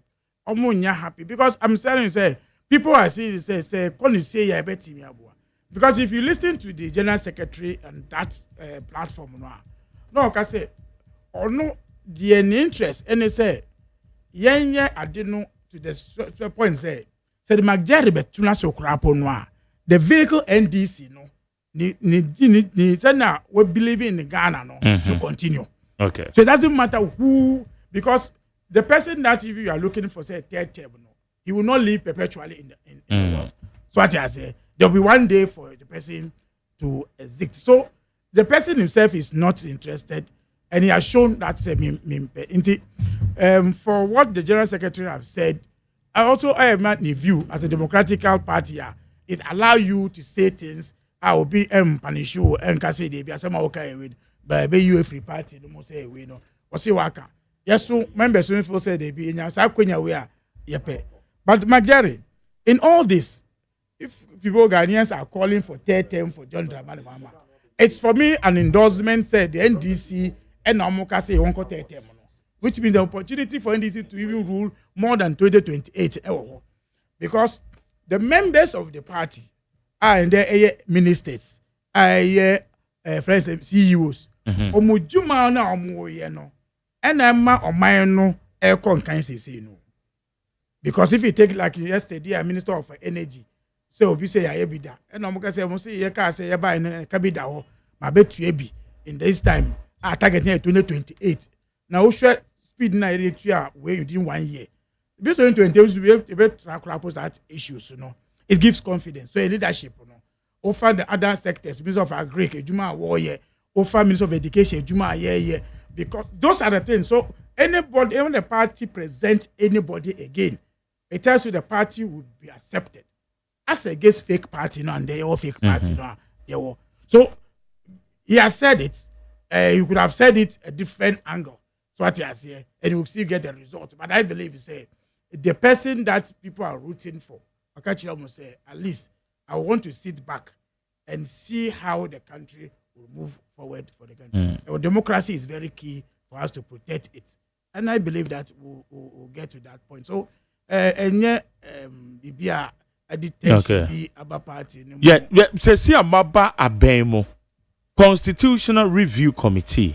Ejuma Wama present to me reported Yama His Excellency JDM.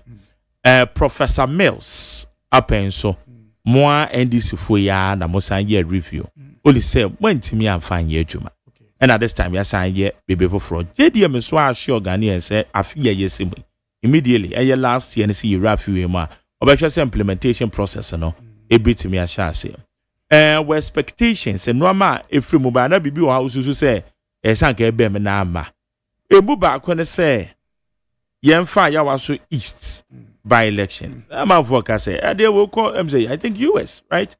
I'll be free. Why? I said, but you be free. Why? Party now among you be non to us. Nenko, you did the quicker, be on my baby, say, Skaka, be so there be as a Democrat in expensive. The panel say, yet me as I try. Well, your view on that? In fact, it's one thing that the party was pushing. Now, you pushes that issue no crapo ache. Because so no on the face say only say party crap on who cause no but who go into the state in essay in by elections Magjari, you will agree with everybody who will propose this issue. For me, I think it's a welcome proposal that in fact Obekaya the MPP tried to say Nanka because of the AC or friends at our central, that's why they are not contesting elections. But we say because any other parties will also contest. So what I say. So once I believe that it's one of the I was saying June 2, it will reduce tension. It now back party anymore. Say party no be choose will be within the party and no minimal. Very minimal to get it done. I think that is a good thing that I say it to me. How quick and fast or said ya opese which say implementation process in the because McJerry ni na process say obai no omampeni na it presentable omampeni, it will go to parliament and then it will come to for us to again to this approval there now. You see the last time na yentimi anye Magjar enye government na anye o. Okay say obi the issue we court. Obi the court. Okay. Na our last year mo. Ntori court no continent me before we lost elections. So it could have now been the other government now the government now by the MPP to continue the issue to be able to implement it, but me so time so about pound. So you needed to add other things into the review of the constitutions, you know. So you could have gone back to the old ones in the year from Samuel's time up to JDM time. And new ones in the idea back say, you know, and for us to be able to so the government is committed. In fact, it's one of the manifesto promise. Yeah. Who's a manifesto promise? Until we count to your promise now, Ghana for say, you constitute this committee to work on the constitution review. No, I idea fulfill on that one. Implementation will come. I know that there are some people we start talking at it, but maybe I'm not sure. Say we can accept all the review the proposals, but I believe that we can go 85% thereabout in it. Okay. With the implementation process. It's something that Ghanaians have called. Most of the things, you know, so I follow JDM campaign. He has mentioned most of those things. Separation of parliament from, say, obey minister. Anyway, you know. John Yama have said it.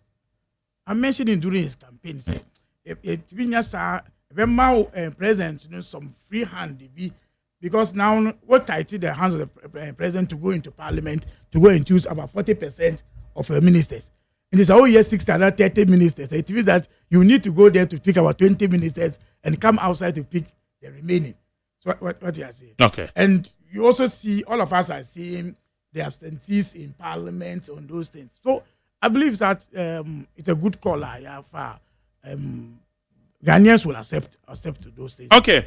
Nate 100.9 and then one me know me din komo ewa ha on Torchlight ma DJ bro so you NDC ni na se win ma say more acting director of OSEI AGYEMAN acting director of elections and IT ma DJ bro it is a win him the ene abo amane enenwure ewa ha ono na me din ko onye deputy director biem oye acting director of elections said ma NDC bakuma ba ona saramadi esi afia yesimu ese say me reti JDM me man 70% on 24th of December time me say me recount JDM ba ye no ama waye me hwe no ama enko yie me boboso the attorney general no me ade no ma bia na me susu se me madwemo no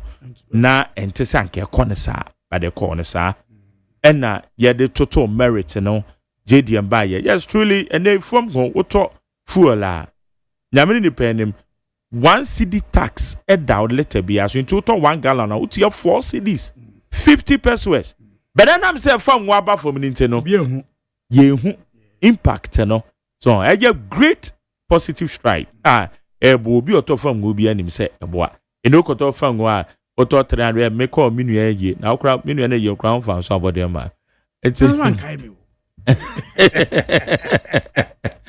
make call minu ye beto 400 dem nam sa eno ase o ka na ekuma bi eja ente se momo die ni bi dia ene oto te se 400 kwa na dem yes positive stride enwama bo enewu call market ohwe oil say Christmas ade ba ko MPP time twe wo pa sa Christmas no I believe say a particular Christmas say to about 7 December I say 2023 Christmas no more oil bo any baby and nam no many ade say no many nyina it wasn't helping I want to say more timing no ma akokokoko but a baby as first year no ye jitum say positive strides na na efiri abada da mu na aba mu ho because MPP for ka say fuel cost 17 cedis per liter but one be free aba mu no na 14 Ghana cedis per liter so they say enti one chance one mo ye bibi ti na normal eba from exchange rate na normal eba from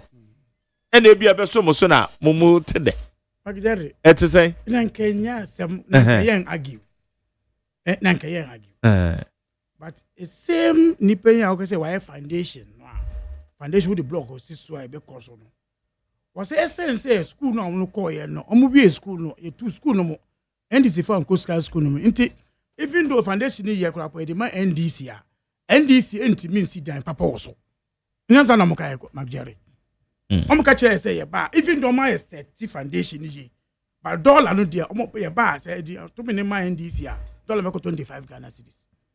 No matter what the issues are. Because now I am so right. Again, almost free education. Utu abama John Dramani Mahama, obe cancel free education because only there obe cancel. In nema washa Bobby and in fact they're going to say obe ye then 1 year down the line. Yes, 30 year kwa Magjari. Me no be a program wa. Yes, 30 say ye resolve your managing dollar CD issues we. MPP ka kire say enya mo foundation no enya bibia na eye American China trade issue unless Magjari they didn't even believe in their own foundation on how to manage CD dollar issues so when the MPP now start talking about some foundation so then you ask yourself say that be no mo say foundation na wo that be no mo ye Magjari because they never believe say foundation no almost see no betimi accident was so and I buy reduce in fact I buy reduce dollar issues muka che artificial na enkosi aga so nanka foundation wo ha ubaka say artificial Magjari nanka foundation wo ha pa na ade ubaka che say o ade amu ye ide mutimi to aso pa ade a say ya no e be do sas by December no be say mom say artificial be say akọ be free here ka oil issues what's it all way because the prices in the cost European. And like I said, apart from the component, but we should also admit the world market oil prices are above. But once like $7, dollar 25 Ghana cedi, you don't see that. There we. Why not $1 in Hujuma? Oh, but and there's good. So be intimate take away. Okay, we no be someone say, "Odu a tough well now above from no." The dollar no was raw. Obe pay the break. Still be cost. But your managers, okay, yeah, go for Mohano. I say the other got told me, I mean, some money in $1 no sibio. And I mean money in $1 now buys about 10 cedis something. I want to turn it fuel no. Entire money in cost. So it is not only one area no obeshwe. So when you come, almost say they be LDC. I did no economy I stabilize it because entire contractors. Magjari nyasa na mukachire ye. Yentio obi sikani de area two form na ye hwe adjeti pede akoso light akohwe say sikani wo ho en use but just recently and you say we ni now no crap 1.47 ye tiama APP for say munjin for ye modjuma amoye ye any sector area akotu any sector contracted ye sika ma mo because in one road ye Cape Coast road ye tuo mo so then the excuse now mo ka say foundation ni ewo yen enti de ya no the experience na John Mahama edibaye Magjari okay say otumfo Emma advice bi in 2017 time na do ekosra we no oka kire nsa unim John Mahama ye edwuma organa papa ba ni enti a batu abotia no community okay that is what we catch say come into John Mahama dey experience ni buy no was say okay Ghana for who be hia no ma me solve there be ma aduane bo be fo Now me your project no me your project go. That experience remember. Magere in there. Although no matter say we say Christmas we come market here and nyama wa me ntimi nto nyama Magere. Onipa what me to emo in 2024 Christmas. 2024. I am 650 Ghana cedis. The salary no I man no any man. Now 2025. Ending 2025. Emo no about 300 or 400 Ghana cedis. Magere. The same salary. Was it one to me and tell emo no? Do you believe that person? Say what me to 650 from the same salary. Let's say 450. Nobody can say, oh, as I say, nyama for my mentimi anto. Which means emo na we be on person won't emo. You understand?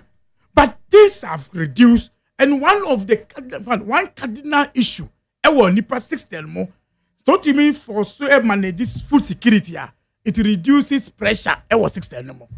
Magere, we have done it. Businessmen today are cashing in the opportunity in terms of the dollar rate there. Magere, because una educated me say call ye cast in nyama at least some considerations be yes, I think that obi all the dollar year Juma Ghana and make savings and that is fact. In fact, again, that is fact. Again, some maintaining say that is what now all of us are now looking and say yen crapo no maintain or improve over it.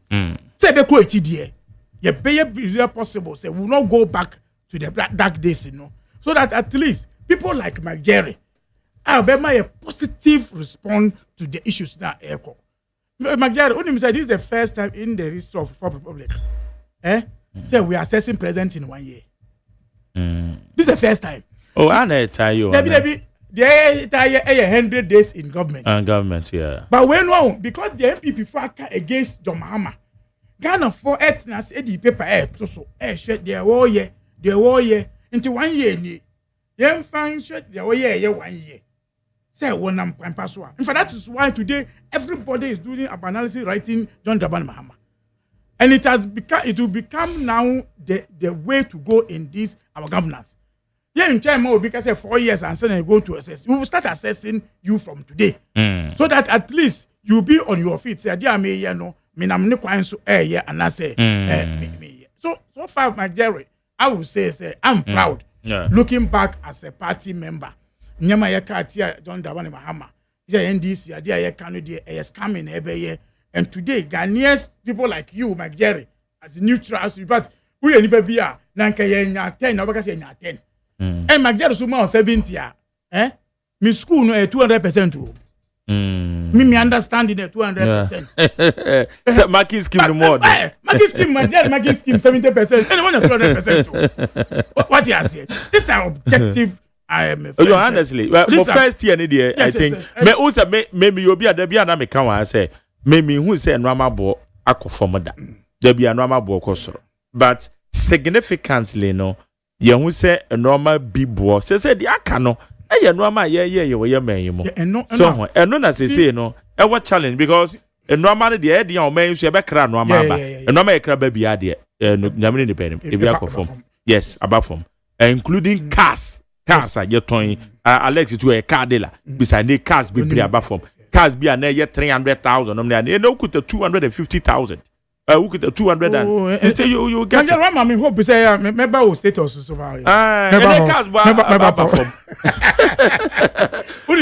Jerry in terms of young Casan the house and I'm happy Jerry I'm sure so was 190 say most of our interlands the way Ghanaians say you are into agriculture. In fact, I know a colleague, onion, farming now, say, in fact, net trailers, one farm. It tells you, say, now we are getting to a point, say, we'll look into our own economy. But over Timia is way, unless you're able to open up infrastructure, your road system. Magere in there, you only pray to reach Kumasi. Fine, you're correct. I am in fact, one cause one say Urema, ube say ube now time no this are things that papa say oh yeah invest why not be investment to go into this kind of cost say me ko yeah if it really like kokra o de nyama kokra na enkodu baby eko every day unam kumase kwan ya at least every day you see a car turning over because or dodgy portals ekwanenye. So once we are opening up this country, the road system it's also now bringing us to a point to say we'll get to a point 2 years time we may not be invested in those areas. It's a confidence in say investors confident in economy nimboa. We'll start getting into the these developments now to be able to get, and that is where we are looking at to get to that point and to get our democracy one Magyere, and I believe the mama will do it. Ghana for any taskele in election year. Say project should be you delay project to next election year to start doing. I'm one of my and you see I've come to now believe say Ghanaians don't care whoever just do the thing for them. Yeah. Today I see the applaud that John Mahama has said nanka ye say okay ekwani ye pokwa in Sawan road no ye be ye that auditing issue no nanka ba no special elder so but you went on to say they be when I started I sika in fact today at least a month for one I have on the road Ofa Cape Coast Road this time around and that standard down the between project is to election year okay template to a whole template to a whole audit that quite like a whole na man for nam so no more but once a year we no we will not spend such huge money again in going into those areas. So I believe that it's all lessons to everybody who will get to this opportunity. And I believe, say, Magyere, 4 years of John Dramani Mahama, it will now make a statement, say, nobody will come and contest it. Let's say, say, may he have 8 years. Ghana will not be patient for anybody for 8 years again. No. Say, one more channel on your Ghanaians will not be patient again because Magyere 1 year ni yanko Eurobond. Yanko Eurobond. These are things that people were going to Eurobond and say Koton Katie or market. PPR Eurobond. In fact, Eurobond is a household name in Ghana under the MPP government. But the same project nanka Eurobond the Baye and there Ghana high. Ofa Sky Gochiama, your friends say, Sika nanka World Bank L2 of 550 million. Say, Bunny say, any sector, you can be crap on. I buy by the way, this canal, I really don't pay. The mama said, me first can go to obium, and that's 550 million. No, and I go to obium in case say any challenger, NTB, MIS, Bank, World Bank guarantee for energy sector. These are things that we are looking for. All God willing, will get to a point. I'm for pay a chow. I'm going to pay a chow. Say, Charlie was sick away, a project Mokrumo. And that is why now we can tell them, say, rate now more demand ain't me, mama. You understand? Because we have led this country where this issue became a problem. You have friends agreement with energy sectors because we agree on even some cost. In 5 years time we solve our problem. Today where we are getting to, when we are going to the same kind of plant issues, we will not go to that kind of agreement because you sumo and the other 20% to be able to interest be able to scan also. And we are doing it. Contractors some years ago, contractor woman project repair, this woman mobilization. I see they be other cover bank guarantee bra. They are still doing it. Ghanaians, these are good things for this country. And Magyere, I am proud. It is prayers. And Empire say, now should pray for us to get to this. And once you are talking about it, you can't leave away good board impact at the Abba. I understand. I seriously understand. Trying to find fault first. First, the Christian say Sami Jemfi is too small to take up that position. Then almost say Galam say good in any issue. Say almost say I'm a first say Yaboka. Ya church your money and I say Oba investment in ma. Nyama say it you see. Magyere would be a business. And you might be a while to make a ton so to all. What is so new chair will be? Wouldn't so do chew, unyam for so. But oh, yeah, because nobody are old for so 10 times of it. Yes, I'm a Jerry.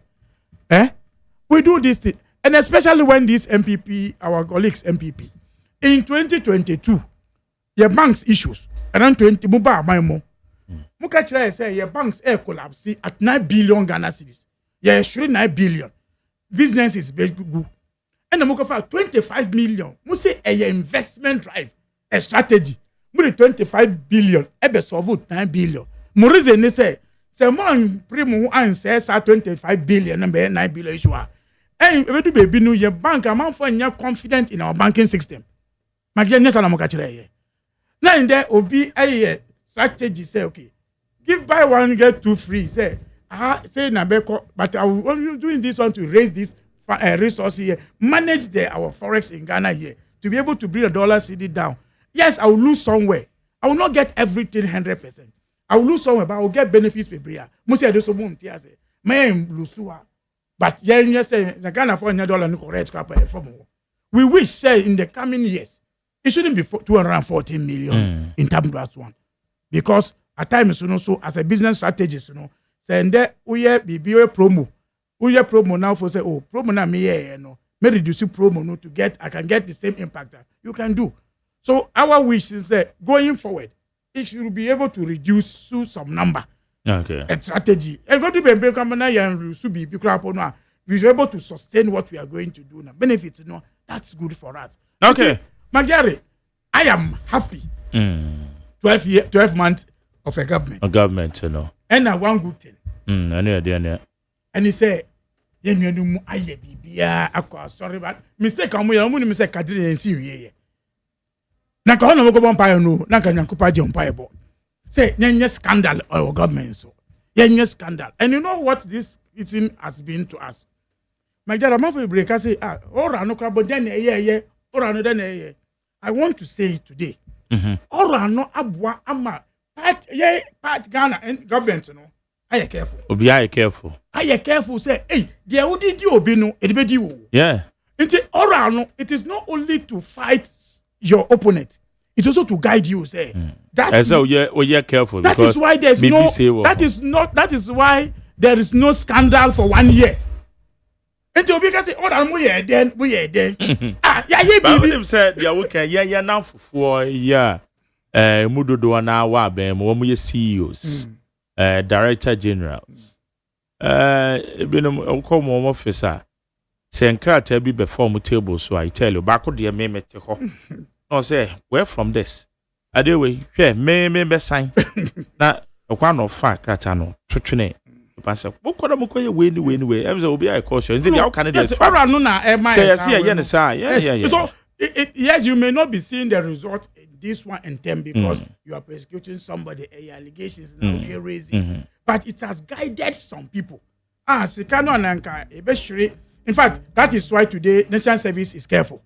Because when we are careful because easy. Yeah, easy. So every sector, all so abwa, because which means Ghana for a record their own, and they will give it to somebody again in the future to do it. More especially when the president said, "You obey a mistake, ever cross the line, obey you soon." At the example, and also that was so in every sector, Jerry. We cannot praise ourselves much, and I'm very grateful. Say, Jerry, 70%, 70% clean, 70%, neat 70%. Challenge grow. Say, Jerry, finally, amount. In fact, who call 30% no more cap? Who the more be over market 15, 18%. 30% no one mind. Who the more be 30%. Who the more be at? Over catch say, Jerry, we started now. O marking there. But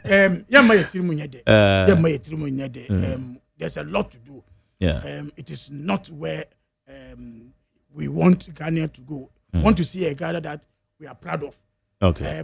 The last time when I went to the Mecca, in fact, highways, express road. In fact, there are 2 express roads leaving Mecca to Jeddah.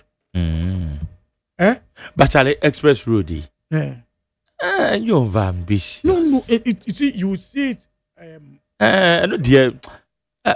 well, in fact, person may a prophet of June. But projecting in your project is one. In fact, you see, remember when we wanted to do the Eastern Corridor? The same argument some people made. Eastern Corridor. You can say a bit beer on my nose to me, Eastern Corridor road no. In fact, you crapo. But you only say the rate of Bayre Eba the 7 area. As against time yes, our road no. Of course, because it doesn't take you more than 2 days on the road with the trucks to come to Accra. But previously they can take almost 1 month. Or do crab by the crab say? I will say, Median Puna, is it Gary? Gary. But you say one mention that area no. Panchi. Yeah. Is it becoming one? In fact, go beyond even. Yeah, because a man for talk Gary. If you Banche, because of this, I must say alcoholic. It's almost you Banche. But and then say alcoholic when I'm in a kakadru no boy. But it's all the opportunity. Among for it's something that we'll do. Okay. We are not saying that we have solved all the problem. We can say to quote Baumia. If you do all today, what will Bamia come to do in 90 years from today? We have to do leave some for them to do. But okay, Jerry, it's hours from now going to 2026 to be able to work towards our policies, our targets in terms of the budget now, projects that to continue the way infrastructures, to be able to go. Our members who have gotten opportunity also still be guided against these oral issues now. Ghanaians, they are not Ghanaians. They say most supporters are crying. But we not going to be member. Who say supporters are crying? Be a crana. We are seeing the chairman. Also, the thank you to no, and now could do better. No supporters here, Casa. Oh, see, now more ye can't say abandadano or ministers dorsal. And I Ghana for you can't say John Dramani Mama ba on Teso. And what Teso? It is a winner, you many be one of the so to one can say John Dramani Mama and Teso. As well, Teso and Power Teso. It's what Teso was said to affect some people. It's also in the larger that's the top. So, but the base in the Sony deal. We're also working on the base. Because we supporters here. We work on the base. Joe Ashaman, we Momo guy back. Joe, no, when we are the baby, yes, yeah, I'm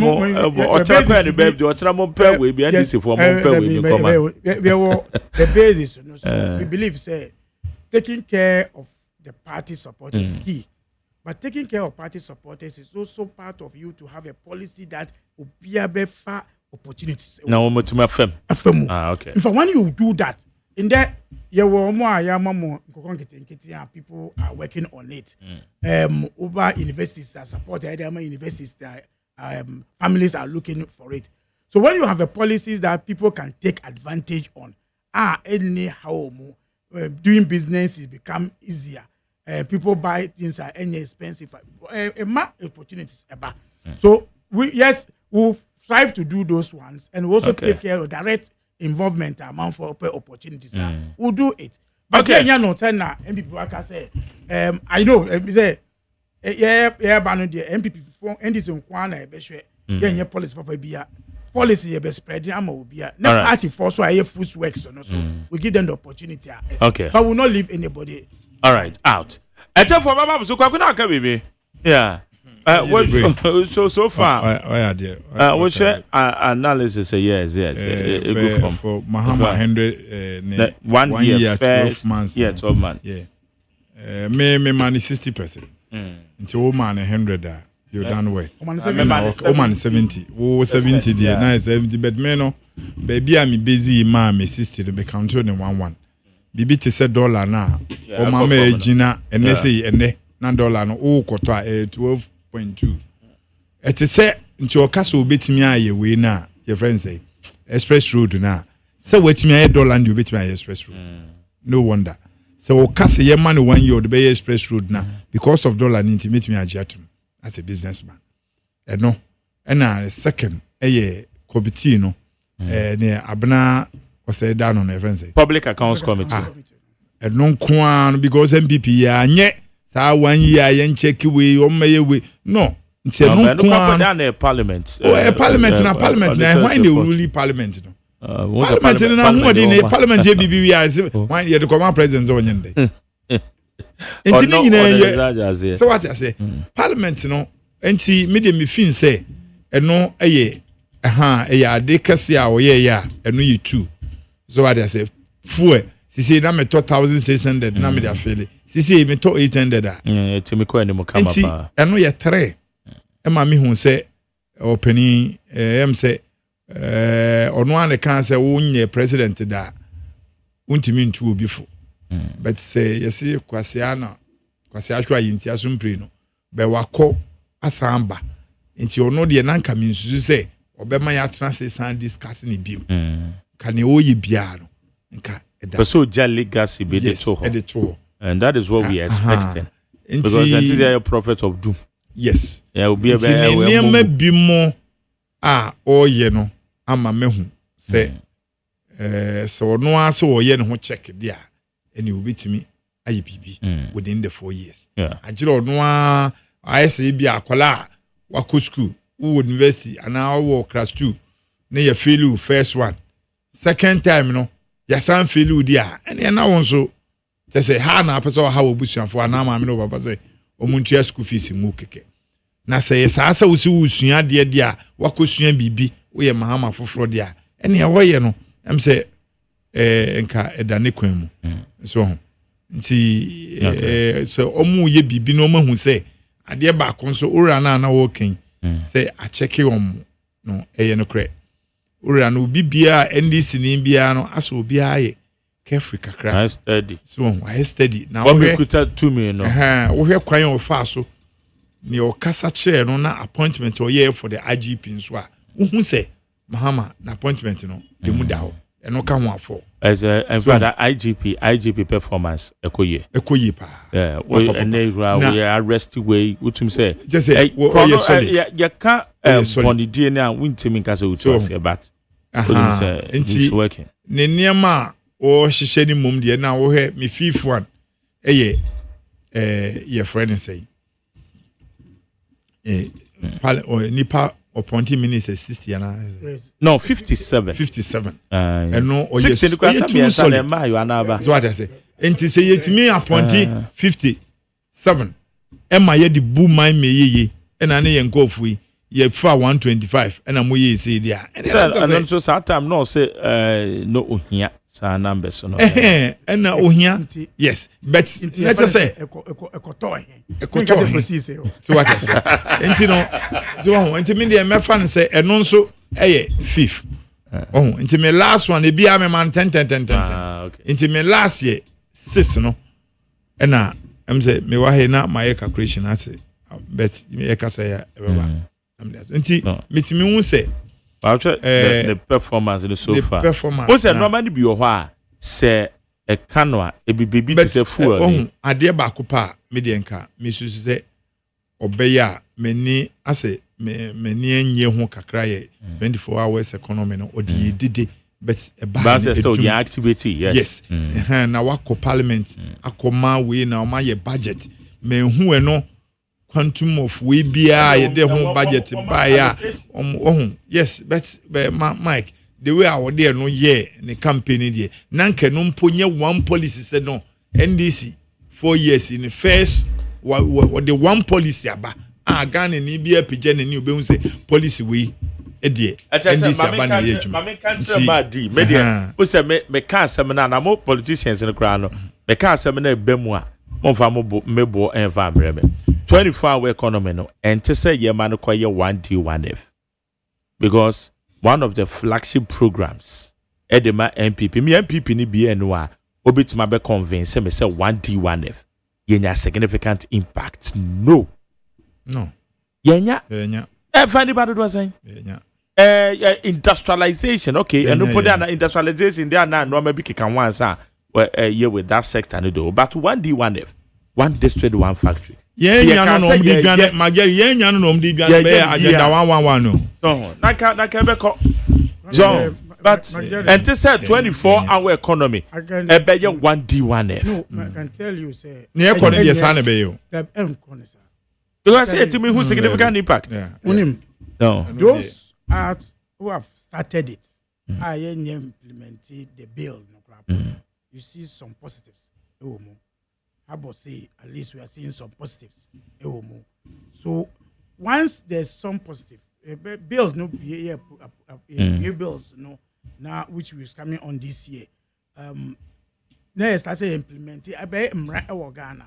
You see the benefit of it. No, we have to. But you see, Magdalene, I mean, Adibako. Yeah, you are no more press conference so far, especially with the 1 year issues. Magdalene, I'm sure you are following people right from the one press conference. When you say MPP and free education on press conference, and I say, MPP press conference on my PR, a month me and free education. Or free education, there was self. Yeah, you said now, say, I now, so send them expected. But near St. Colani near Duanin. Me say, none can be back, none can be by now. Nakamudina, Omudina, Amazon, and do. This is your man forces. We are not. We will not blame. We will not say Obika. You see, when people deliberately want to skew wrong information, we will not follow that path of the people. So what you are saying, and then the MPP had a press conference recently, had a forum recently. I was not able to talk about Doomso. Oh, Debbie, I said Doomso. I'm just telling you that these are things that they told us. NDC be bam bam Doomso beba. Debbie Doomso. Debbie, I'm just telling you. Yes. These are what they said. But come to me from to be and catch and say, oh, Doomso I guess beba no. And buy but Abia went on me at the they believe say these are things that the MPP have come to realize actually. You need some be a beka and some debut. No, they omuna. Kofo na kasa mo research na kwan obi wo your friends magic degree me will be camper be obi awada me nkoto bo omu ni yes, you have the opportunity to mention on my press conference several times. This is a press conference you did with research. In fact, when I heard them on my press conference recently, I can say Ghana insecure under John Mahama. Who say time so cartoons? What are cartoons? Cartoons are to be at idea NC where we are say. I thought they be a cartoon films be because Magdari you under the MPP. Boulevard now, Boulevard no felicity mo. No, obiet imagine a botuo on the Boulevard. Kukudura obinya ye boat. Adabaraka. Obinya kukudura ewia ebe ewia sika. E de koye yantimi anche no. Then the same people now come and tell us, they say, I will not blame them. Because we are close to Kenovoriata, because who name the Kenovoriata or Bagan or affect you until you will not sleep and close your eyes. That's the MP people. But Ghana have not seen Boulevard being attacked again. In fact, it got to a point who got demonstration now under the MPP. In Kranza, demonstration and a soldier need for it too. A straight crowd about 2 women. Nessa, Kranza SCA, a Jura SCA, who quite demonstration under the NDC. Demonstration now cost Subiano, a Timo pizza, a more Coca-Cola and no free. In fact, last time I'm gobe, and no mudi. Demonstrated a digobe. Absolutely Joe. Now about press conference say Ghana assume Ghana. Young got here was say will be a kitetuo say yeah, occasion you'll be able to occasion. I say, my dear, me know what in a program. I can say one of the indiscipline of my. I want my say, yeah, program. Now I'm for to. If I reduce, I want to indiscipline. Nima boys, echo nume attire. To 12 boy, echo boy girls me no under the MPP. We've seen those issues. So you don't use things. Yeah, never to me. I can want some. You come and use it. Say, yeah, that your own. I did back when MPP also Monsieur. They say, I will be a book company, new political books. Omokotobi. That are not the janking canyon. That old political books are what mean citing for rubbing to be a fact check. No, you trust that stage, you know. And then in America, say, in fact, they say, Max, no, come say, Odian quite low. Say, could you me 60%? Send me mama ho. I need that drop point today. For a moment, yeah, now you're born. Come on, huh? Ma DJ bro, yeah, acting director of elections at the NDC and IT. Acting director of elections and IT Obaham. And Alex Kwakutete, Citizen I Ghana, and also MPP new order petition to come on the party. Party now refer to the CID. 18 days, not 31st. So far, the Muslim and share Dante, the but it says here, they come fast track you. One person. We're challenging the whole MPP. We performing case, no. Just through that challenge, sir. And some people, the only to me, Central Modoma refer to CID. Now, refer the whole MPP refer case, and that's going to CID. Okay, anyway. 0302257902 0302243540 0302243540 Ma Yenje Adventure Torchlight and then you may. Oh, you know it. Na Elva from. Beba Mario. Yeah, when you come there. Yes, I too, because I can say my name. Magdari we ekasa free tabora lunch. Okay. Yo minchia na minchia ona umaji. Na minchia yabra kuku. Every komono mwenye komono na o share percentage na wakasa uma 70% ya ona umaji ekanya. Say almost never say almost 170% no. Because o share umaji GG aya me bra kuku na analysis of my percentage no. You really say na to echo off for 8 years. Just 1 year ya river to back. Now your depth of EC power almost 3.14 billion and reach ya president equity 1.4 billion. And see in the money be sabi ya kase more percentage na 70 no almost 170%. The best way pay for say mumbwa the mbu bia enye bia no magere movement tum and then sabi nipa bia de mo nipa bone for nya so na de bia ekọ asori ekọ mox mo na ona mo de ka 600 Ghana last year and then 400 300 uku da 50 cedi kura bia bia to send mo ton 20 cedi last year and last 2 years no and then sa mo ton time na o ton 600 the otino no and then o ton 400 sa na o tino. The Kuno Anna Tono, your friend 7 cedi last year, and then 1,200, and then 600, still the Kuno 700, 7 cedi crown, and soon chair, your friend saying, they're not yet born a 5 cedi. No, the best friend, you knew I had him for us, said the year, whatever. I was so cancer pass for a sabi, a good baby, then we submit this car, quite a bar among your Kobe. Yeah, $2 swing now. First, you complain $1, and $2 swing now. Your margins are better. Better say, my main call. Next one, me pacho went to me so you need free so mame.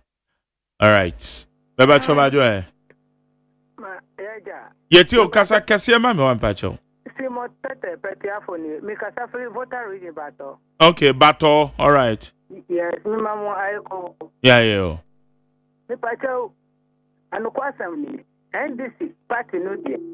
Afi we die yeni aji pa. Ebi se ene uto petrol. Would the Koya Jumabia, Ubenya, the Anidi Abafi, Ama, who fear for bedity. Eti, and of course, my penny, John Dramani Mahamadi, or born home of the bar. Yes, I said, Mianini, you talk on it, on the Edgeman to baby, or fuck on it, and I yelly beji. I feel so. Yes, that's a mini, one or flower ministers, Eddie, the Edgeman. Oma the leader or here or me. So, obi person obey Jumanu say, call ya, you feel. Send a party no, and then no back to the say, your person party no, call ye na, or be any do a party no, Madam Marcy. But also made us say, Mebacho, Memoadio. Mebacho, good evening, Yes, sir, good evening, yet you, bra. Memo official pansu. I think come back to you. Pacho ni bright ni amekasa free abuso kai. Yo. Nami enshira papa ene tuma so awoye honorable majeri e de bo o man Ghana. Yebra ye bibia nyame enka no papa juma oye e de bo NDC no Esumbo papa Honorable Made Jibre Uncle Swa Nyame Emani Yansa Nia on the Uncle Swa Boy Juma and Faboy in this party no any grassroots no Sasuna original chairman Honorable Ashimo Nyame Enchano Chairman Joe the Pacho China and the birthday Mame Fakunya Wilson me wishi Honorable Chairman Joe in advance happy birthday Esrenya Kopombo and in share the man. Usha 2024 about to ayakotu ya na MPP4 e kan nyoma bebre etia silence John Dramani mama se oba obetwa free education mu oba odidunso ene atiti ene eba be Ghana for so enso upon sa nyoma na omuka enano Ghana for enye gidie kese ewo silence John Dramani mama mu etu aba ede amano 1 year ni silence John Dramani mama ba ye hunu ma papa wetimi aye edi abo oman Ghana ama ene oman Ghana ye side no anya honde a dollar no eba from enso ye nuanu ma ye wa buso kan aye omo adwen se politics ena omo ye ewa abuso kan enti omo nti spare parts so and for my drivers for any customers are better spare parts ewa abuso kan enna trade minister eba abuso kan ebe chinchin ye eni omo kasa ye mesre ye nuanu ma ye wa abuso kan se oman na ye timu no ye nyina ye chichiri oman enti se dollar ena mo mo sisa ede kokwan so ekofa nyama ba na ya nya aban bi tutu nyama ye ma ne dollar na jina ama ye 10 cedi 50 pesos a na musimu okay paso efama Ghana for bra medase pam beba so man fala so no amajo yetio yanko live from Cantonment Market, Accra, Ghana. Mark, the more to Japa. I think I'm better. I'm Papa. Yo, Mark and Pacha are bring to the Monte. About National Youth Organizer. And how to say, Yenya Banga. Pacha Yan tell what Darmako and Economy. And by National Chairman also Chajako and Brian Temple do PNM and say Brian Temple one echo. Say Kutu, say Bang. Yo, Mark, the Bacho, Mimia, Eo Katako, Brad, Mr. Papa. Then Pacho, Argentina, President Akukwado Tipono. One can someone who can yourself, and I have also come from the Tommy Muscle. One we are Chomono. One we are Chomono. Oman Penny, President Mahama. Obaye, Yamian Wayibi, Papa. Never be what it is. Never Pacho. As well, Casual, APU, and not 20 Ghana. 20 Ghana can't let me prove it. Not 20 increase the cup for what? What are you telling me? Let me tell you, and what are you doing? Mark, if I tell you, God, I could put the time and quantity. My time, I think inflation is to take the cup for move 5 TB. I don't know about what I'm going to do. I get it. Mother, you're moving on, you're moving on with you. I want you wear the better. And you must go on anything. What do I need to go from? That is the petrol. And my foot take Ghana back as water. Christmas, my foot take Ghana back as water. I mean, if a boy doesn't want to dance to me. And I keep the there. And then French got them. I can't even wear a thing. Papa Mahama, okay, I think I'm too bit to us here. I'm going to ask you. And this is when they took okay. Medans, yeah, very see her, and I'm ready to make it and see. We be our free be Medas. A torchlight, ADSC. And now make guests, a bed to media so a mad DJ Brill. Or ye acting director of elections and IT Dema NDC. Madam Dazoba. I mean, count a round Rebecca. No, I said, I was canon. Yeah. Unless Kwakutete, a founder, citizen I Ghana, will be our challenge MPP elections is any person or bopo. I won't be a man, sir, MPP penny for Ediako CID headquarters or no so ba. Alex Kwekutete. Alex Meda says, oh, bye. I'm sure. Yo. Extended program. 31st, and grab sit that ben. Saturday. Oh, okay. I said 31st in the by now, you know, yeah. But now there's going to be another resource. Before when they call IPAC, I can tell you, say, Yana Pese, Bumqua Saturday, na ye election free Saturday. Where's your? Almost the bill, and almost inciting Crawford say, and this now, friends say the religious group, then from bread Tuesday as election. We say, hey, Saturday no, and you be on some Saturday, a very good day for elections. I'm not go to Saturday, no. Okay, hi, it is other points, and I had the other Torchlight here DC. But I said, I'm Coco Francis and Juliana, my studio assistants. Now, I said, I'm a Dr. Faradixon, executive producer, the general manager Kennedy Asantio say, I mean, come home, say, one more boy, I'm engineers, I sure I'm going to Nigeria and Abuaje. But I must say, me sorry, DJ Bosco, we take it over. 100.9 100.9 Ya no me